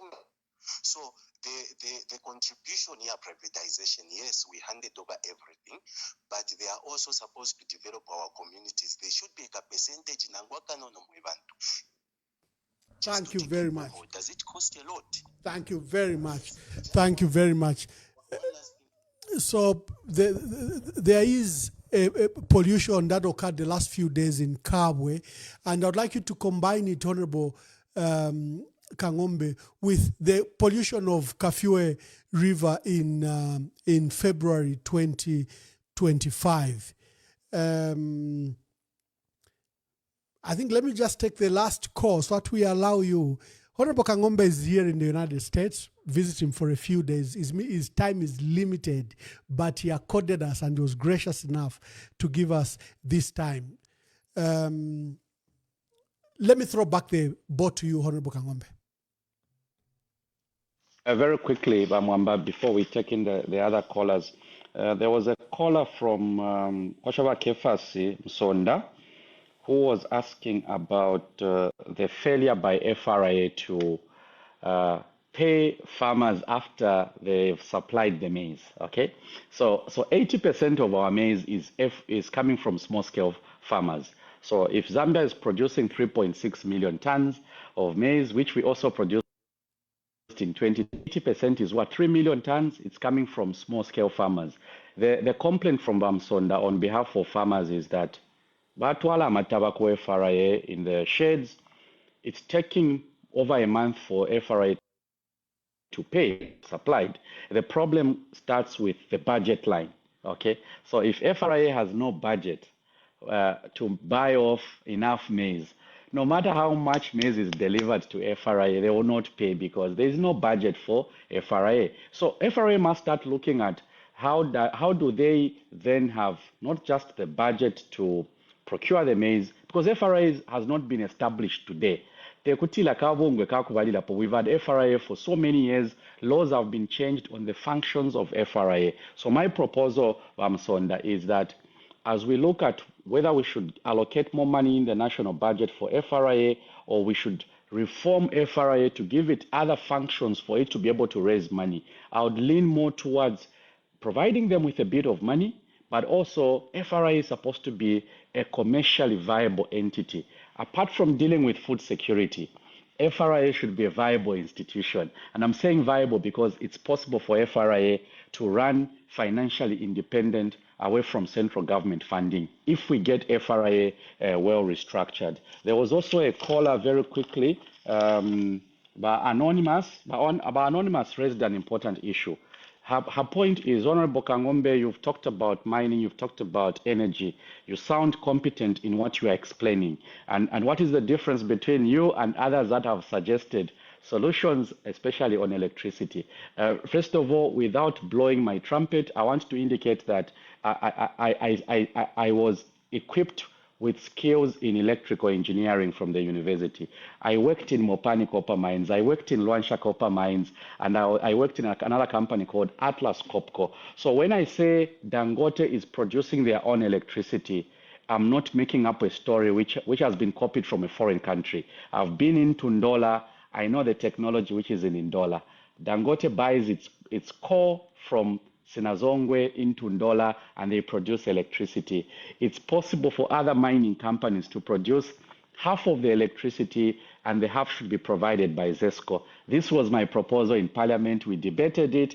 Of course, the minister agreed with me. Because of the polarization in Parliament, there were MPs from UPND who did not agree with me. But I think after the minister spoke, they realized that Christopher Kangombe was on firm ground. 50% mining companies should produce their own electricity. 50% ZESCO should be allowed to supply the power into the grid, into the mining companies. So that is the difference, my dear sister, between me and others who may have other solutions. Christopher knows what he's talking about. There was also a caller from, I think it was Robin, who was the last caller. There was a caller from Kabwe who was asking about the issue of returning income from mining into the local community. Okay, so I sat with a young man in Solwezi. I think there's a young man who's been very active in community work. We sat the last week when I was in Solwezi. He was asking me, MP, could there be a way in which you can take a proposal to Parliament to ask that part of the income coming from a respective province or district should be returned into the local community? And it aligns with what the caller from Kawe is saying. Because of the poor quality of water that people are drinking in mine areas, could mining companies do more for the water sector? Could they provide more water to our people as part of their corporate social responsibility? Unfortunately, there is no law on CSR. There is no law which compels any mining company to spend money on water or any particular sector.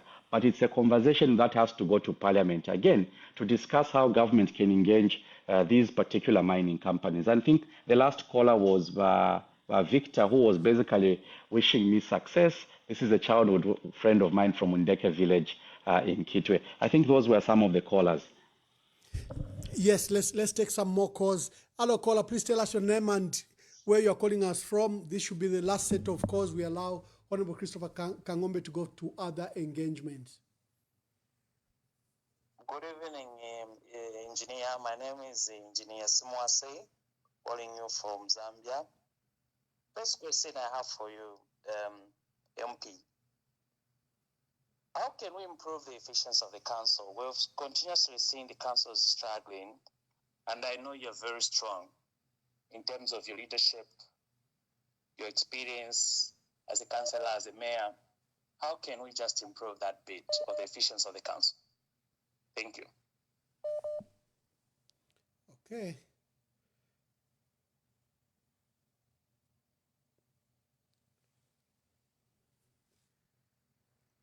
Hello, caller. Please tell us your name and where you are calling us from. Good evening, Mr. Mwamba. Good evening. Honorable. Yes, I am Mwape. Mr. Mwape, make your contributions, yes. Okay, please. I have a quick contribution to make. Honorable, I really appreciate for the wonderful ideas that you are putting across. My main concern as a youth has been basically on why we as a country, keep sending soldiers, ZNS, police, to guard all these new mine discoveries, when actually, according to my mind, I feel the government should actually partner with these people, create, cooperatives where we start, producing our own selves. In other words, I'm trying to say that the solution that we've been looking outside there has actually been lying within ourselves. If the government can prioritize cooperatives and, we look at industrialization, we can develop as a country. Thank you so much. I really look forward to sitting down with Honorable one day. I appreciate. Wonderful, wonderful. Caller, if you are calling, just call now because we'll be closing the phone lines. We'll be closing the phone lines to allow Honorable Christopher Kangombe attend to other earlier engagements, but it's been gracious. It's been 2 hours with us already.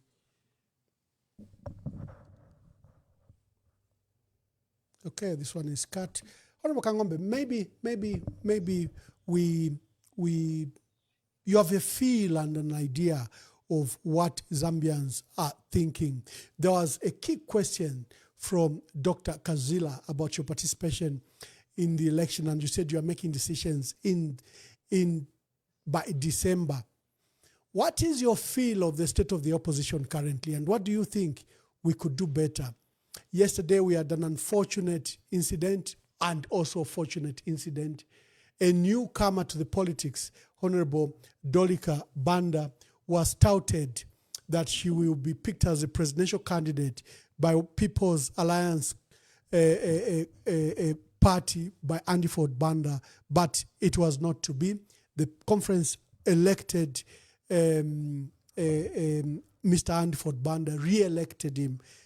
He had stood as a presidential candidate in 2016 and 2021. And there's Tonse, there's UKA, and there are political parties and individuals that are not even in either of those. What is your view about the state of our opposition politics and their preparations for 2026? But before I let you in, there's this caller. Maybe you can take the questions together. Caller, please tell us your name and where you're calling us from. Good evening, Ambassador. My name is Christine. I have just one simple question for Honorable Kangombe. With the current crisis we've got in the energy sector, what we hear from the government is that when they came into power, they found the PF had already signed contracts of export with other countries. But looking at the state of the energy sector now, looking at how many hours of load shedding we've got now, compared to what we had in the past, what they say does not match. So I just want Honorable Kangombe to confirm with us if really, when the UPND came into power, they found the PF had already signed contracts and they just followed what the PF had already signed. Thank you. Okay, thank you. Honorable Kangombe, just answer those questions, then I'll come and invite you to close in, but first answer those questions. I'll start with Smwase from Zambia, Engineer Smwase, who raises a very important question. And this is one of the things I'll be speaking to in New York on Monday, where I'll be speaking about sustainable cities one of the things that he raises, which is very key back home, is the issue of the efficiency of local authorities. Now, we have 116 local authorities in Zambia, 5 cities, 21 municipalities, and the rest are town councils. One of the common problems that has been in existence in most councils for many years is that we have not digitalized platforms to enable people to pay without handling cash. Now, if you go to Kitwe, go to Lusaka, all our parking lots, people have to pay 2 kwacha for parking. So they give a 2 kwacha to a person who's collecting, who we call a cashier, who collects money, and they issue a manual receipt. Problem number 1. So the first problem is that payments are not digitalized. There are very few platforms that allow people to pay without handling cash. If people handled less cash, if our workers in all the local authorities handled less cash for a marriage certificate, for a fire certificate, for a business permit or a health permit, we would then have more revenue entering the councils, and then councils would not then have to depend on central government for grants or for anything to be paid. So the starting point was Simwase.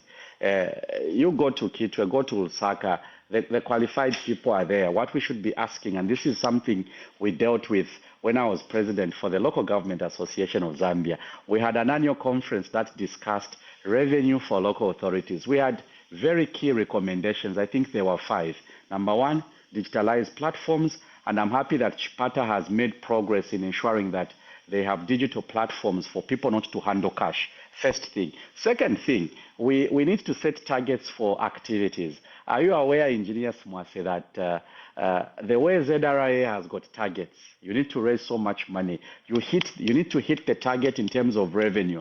We need to start setting targets for other public institutions, not just councils, not just ZESCO, all these other public service providers. They must be targets that are provided. The way I used to be given targets when I used to work for a company called Atlas Copco, I was told every month end you have to bring in so many dollars for the company. You had to work yourself money in. So the same work culture must be adopted. I don't think the problem is this. I think councils do not have the qualified planners, the qualified engineers, the qualified architects, public health experts.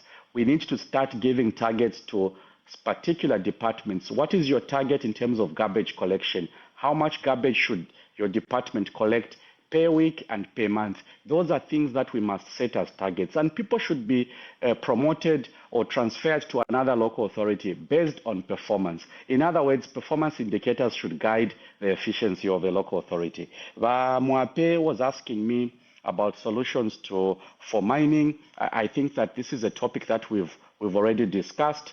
The issue that I've raised and why I traveled into America is that I want to speak to the issues of how do we come up with financial models that encourage Zambians to have a stake in mining. What we have right now is the model only talks about FDI, foreign direct investment. Everyone is looking for $1 billion.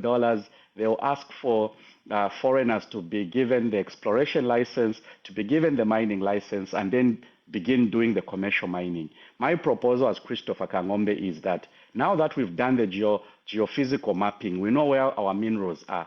We now need to issue exploration licenses. Zambia should participate at exploration. If we don't participate at exploration, I don't know any foreign investor who will do the exploration and give the Zambian government that exploration data. They will then get the license and then they'll get the money to run a mine. So my proposal is simple.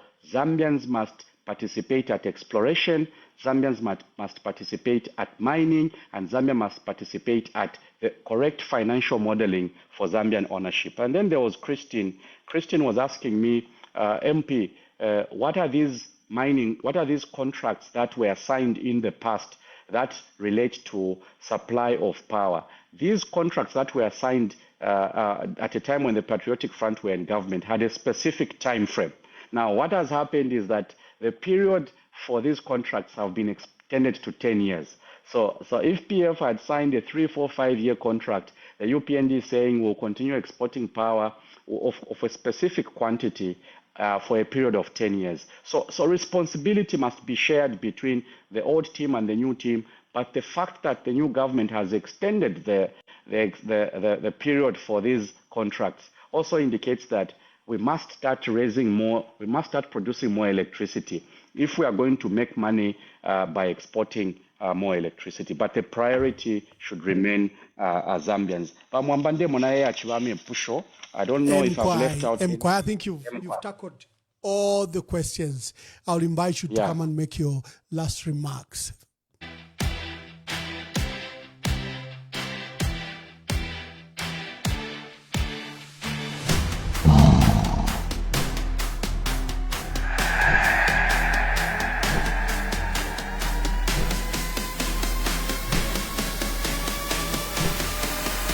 We bring you guests that challenge the narrative, unveil what power hides,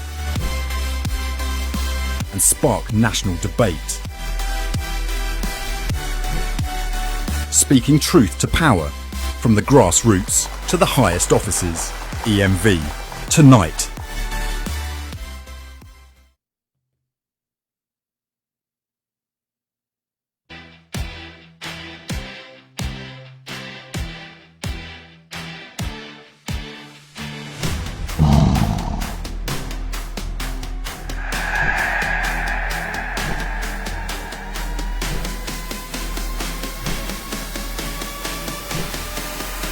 We bring you guests that challenge the narrative, unveil what power hides,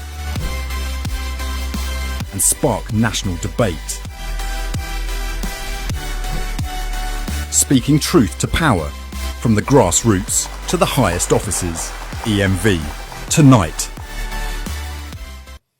Thank you very much, dear viewers. Today we're hosting Honorable Christopher Kangombe Kamfinsa MP, is former councillor, former mayor of Kitwe.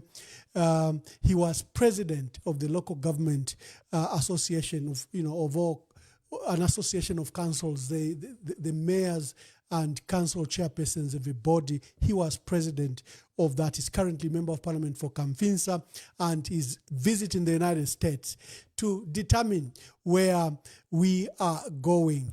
Honorable Christopher Kangombe, let me just bring you in. What are your last remarks? And thank you for coming to these programs. But what are your thoughts about Zambia as we go towards elections? There are threats against peace. There are threats against national security. The preparations we are making, for example, towards elections, there are concerns around voter registration.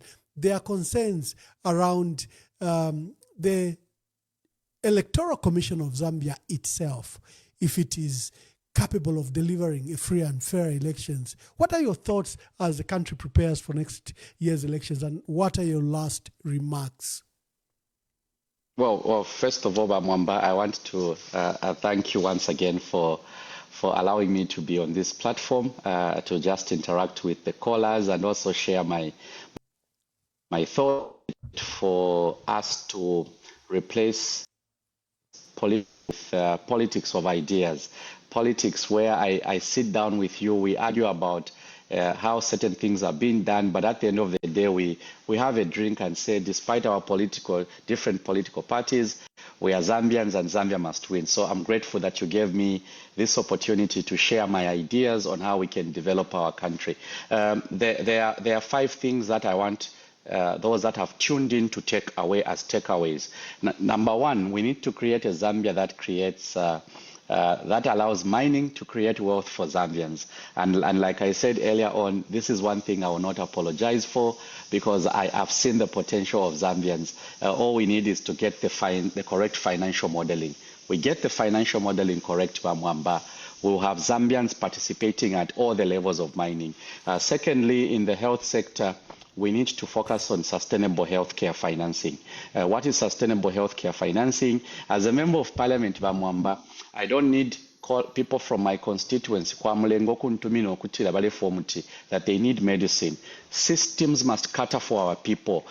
We should not say, let's elect a person who have enough money to give out as a criteria for election as a member of parliament. The best members of parliament should be those that understand systems. One of the systems that has to be gotten correctly is healthcare financing. Here in America, one of the topics I want to discuss and learn from people that are in America who are Zambians, learn from experts in the public policy space is how do we ensure that we get healthcare financing correctly in Zambia. There must be some lessons here in advanced economies, how they've done it.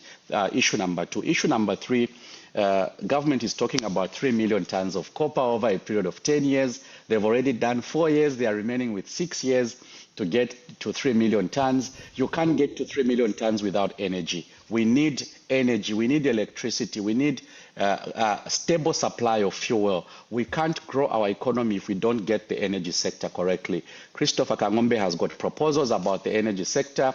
The proposals I've made are that we need transparency in the sector.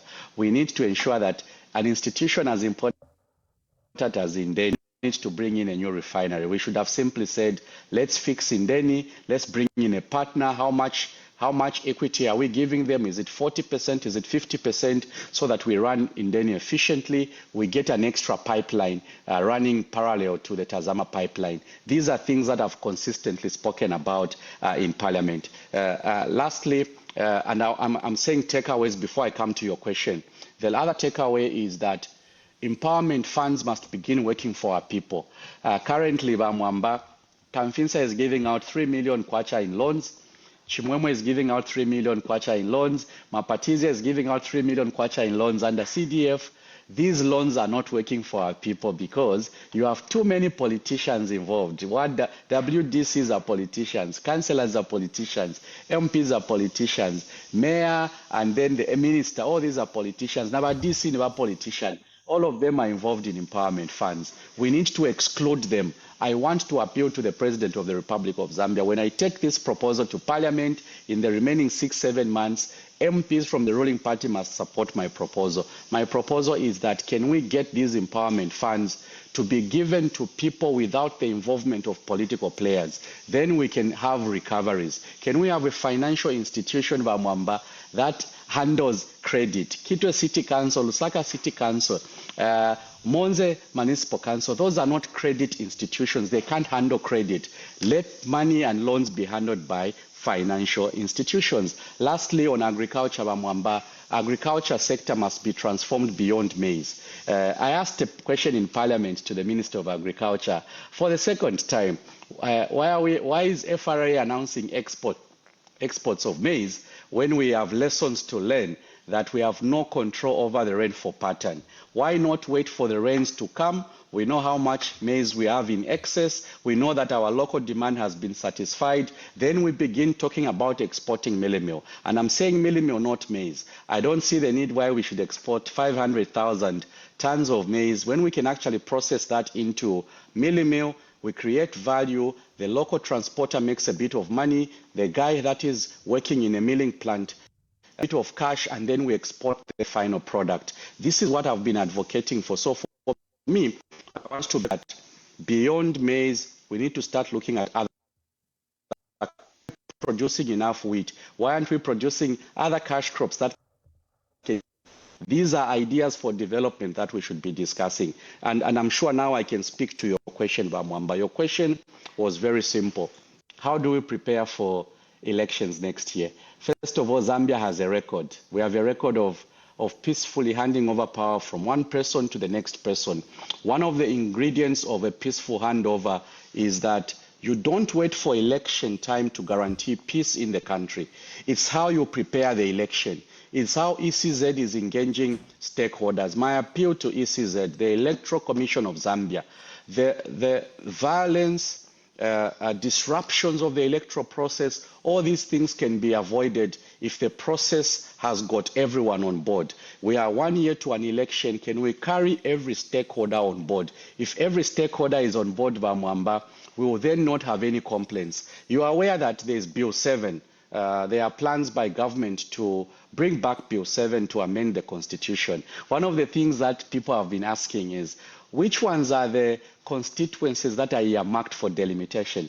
Okay, because I know UPND has got the numbers in parliament. If we were to vote today, I'm very certain that they have the numbers to push any legislation into parliament and they'll pass it through. But that's not the issue. The issue is that for as long as key stakeholders are left behind, the process will not have legitimacy. Legitimacy can only be acquired by allowing people to participate in the constitution-making process. Let's not rush a process without getting the buy-in from people. If people have the buy-in, if transparently we know which constituencies are earmarked for delimitation, we will then be able to scrutinize how were these arrived at. That is the essence of democracy. So it is possible that we can achieve an election that everyone then accepts the outcome. And what is that thing that we have to do for people to accept the outcome of the election is to allow every stakeholder, political parties to sit in meetings where we are planning how many voters will be captured, which districts require more voter registration, NRCs to be issued. Those are ingredients for a good election. So my appeal to ECZ, don't leave the stakeholders behind and expect a fair election next year. We can achieve a fair election next year if every stakeholder, especially the opposition, are allowed to be part of the process of engagement. For me, that is one thing that I want to raise today as we wind up. Lastly, the cyber laws, I want to be put on record.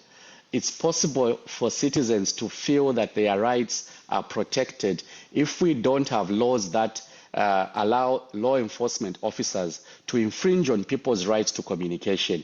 The Cyber Crimes Bill has got good provisions, the Cyber Security Bill has got good provisions, but it also has got bad provisions. What we need to be discussing is how do we remove the bad provisions? How do we ensure that the Public Order Act, as we go into election, it is amended? I'll be raising these issues in Parliament as we open to ensure that the Public Gatherings Bill, which government is working on, is quickly brought to Parliament. We look at its contents. If it's different from the Public Order Act, I think then we'll be able to clean it up so that it protects the rights of citizens to campaign and to associate themselves with their political parties. Vamwamba, I'm very grateful for having invited me. On Saturday, I'm in Arizona for a town hall meeting with Zambians. On Monday, I'll be in New York for another engagement with various stakeholders on sustainable cities. Lesale mipala ba mwambana totel. Thank you very much, Christopher Kangombe. And to our community of Zambians here in the United States, Honorable Kangombe has a meeting tomorrow in Phoenix, Arizona. He flies to New York for another meeting before he finally goes home. But you can get in touch with me. You don't have to really be in all those places to speak to him. I can pass on his number to you and you can contribute.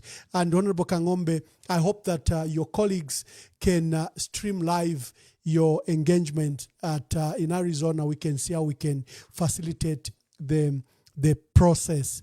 I would like to thank Honorable Kangombe for making an appearance. We have a series of other guests next week, and we might have a diaspora forum on Sunday, but we'll let you know. Today, we're pioneering something new. There were some initial glitches at the beginning, and that's why we started the program late. We went live on TikTok. We went live on X. We went live on other platforms, Facebook page. We've primarily been focusing on Facebook and one page on YouTube. But today we carried various YouTube channels. My channel, Grindstone, and others were live on YouTube, on TikTok, on Facebook, and on X. We want to have a far and wide reach for our audience as we paddle towards next year's elections. We have to give you an array of leaders so that you appreciate the reservoir of leadership that our country has. And they come together maybe to provide a formidable challenge to the current government. It's not an issue of just removing President Hakainde Hichilema. No, it's not. It's an issue of making our country better, providing better policies, assembling a better team than what is currently obtaining. and remove the disunity and the fracture that our country has begun to face that might threaten our national peace and security. So God bless you. Thank you for the opportunity that you gave us, and thank you for Honorable Christopher Kangombe. God bless you, and we'll see you on Sunday. I think we have a program on Sunday.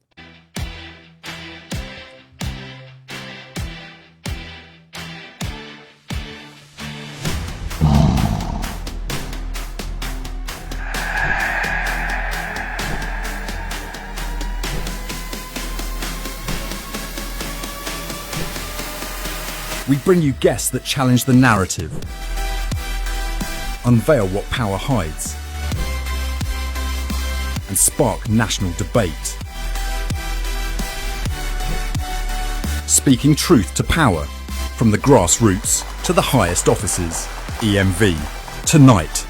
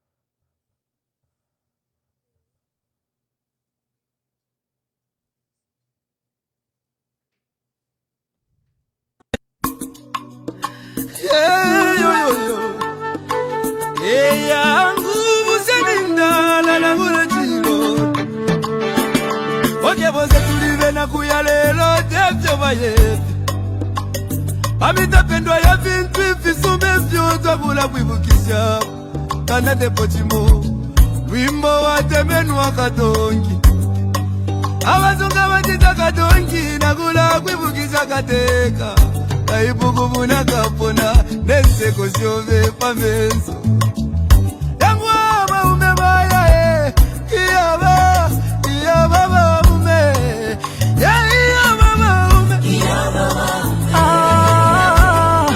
Kateka wabantu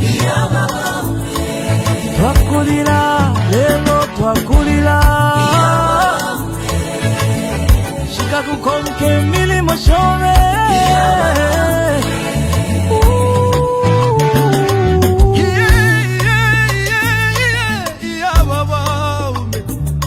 ale filamba yena minta pengoshile Leti kume mo kulondolo la vale lilo wingi Iseko wingi mwakwete Iseko wingi mwakwete Mwaya Mwaya mwende wino tata wesu Katushi muchi wakege Wali bomba kale Lomba mwatuja tuleli lake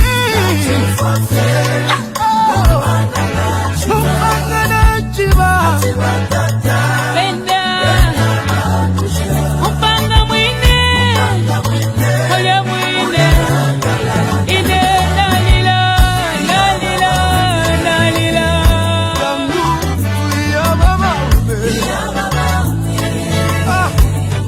Ala nacho mwabye Mama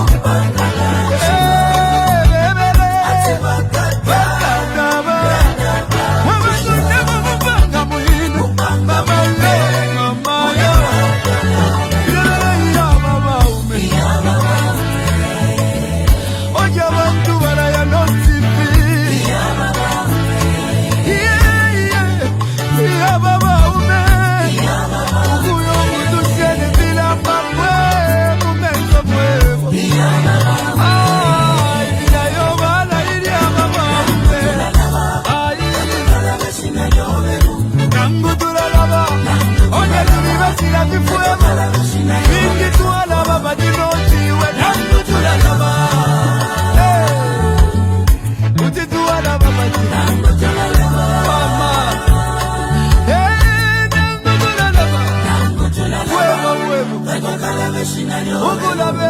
wachita obwingi ebisebo wapangire obwingi okuchinja olusako kumoneko busaka mama kuzituwala basiyani chagwa katuse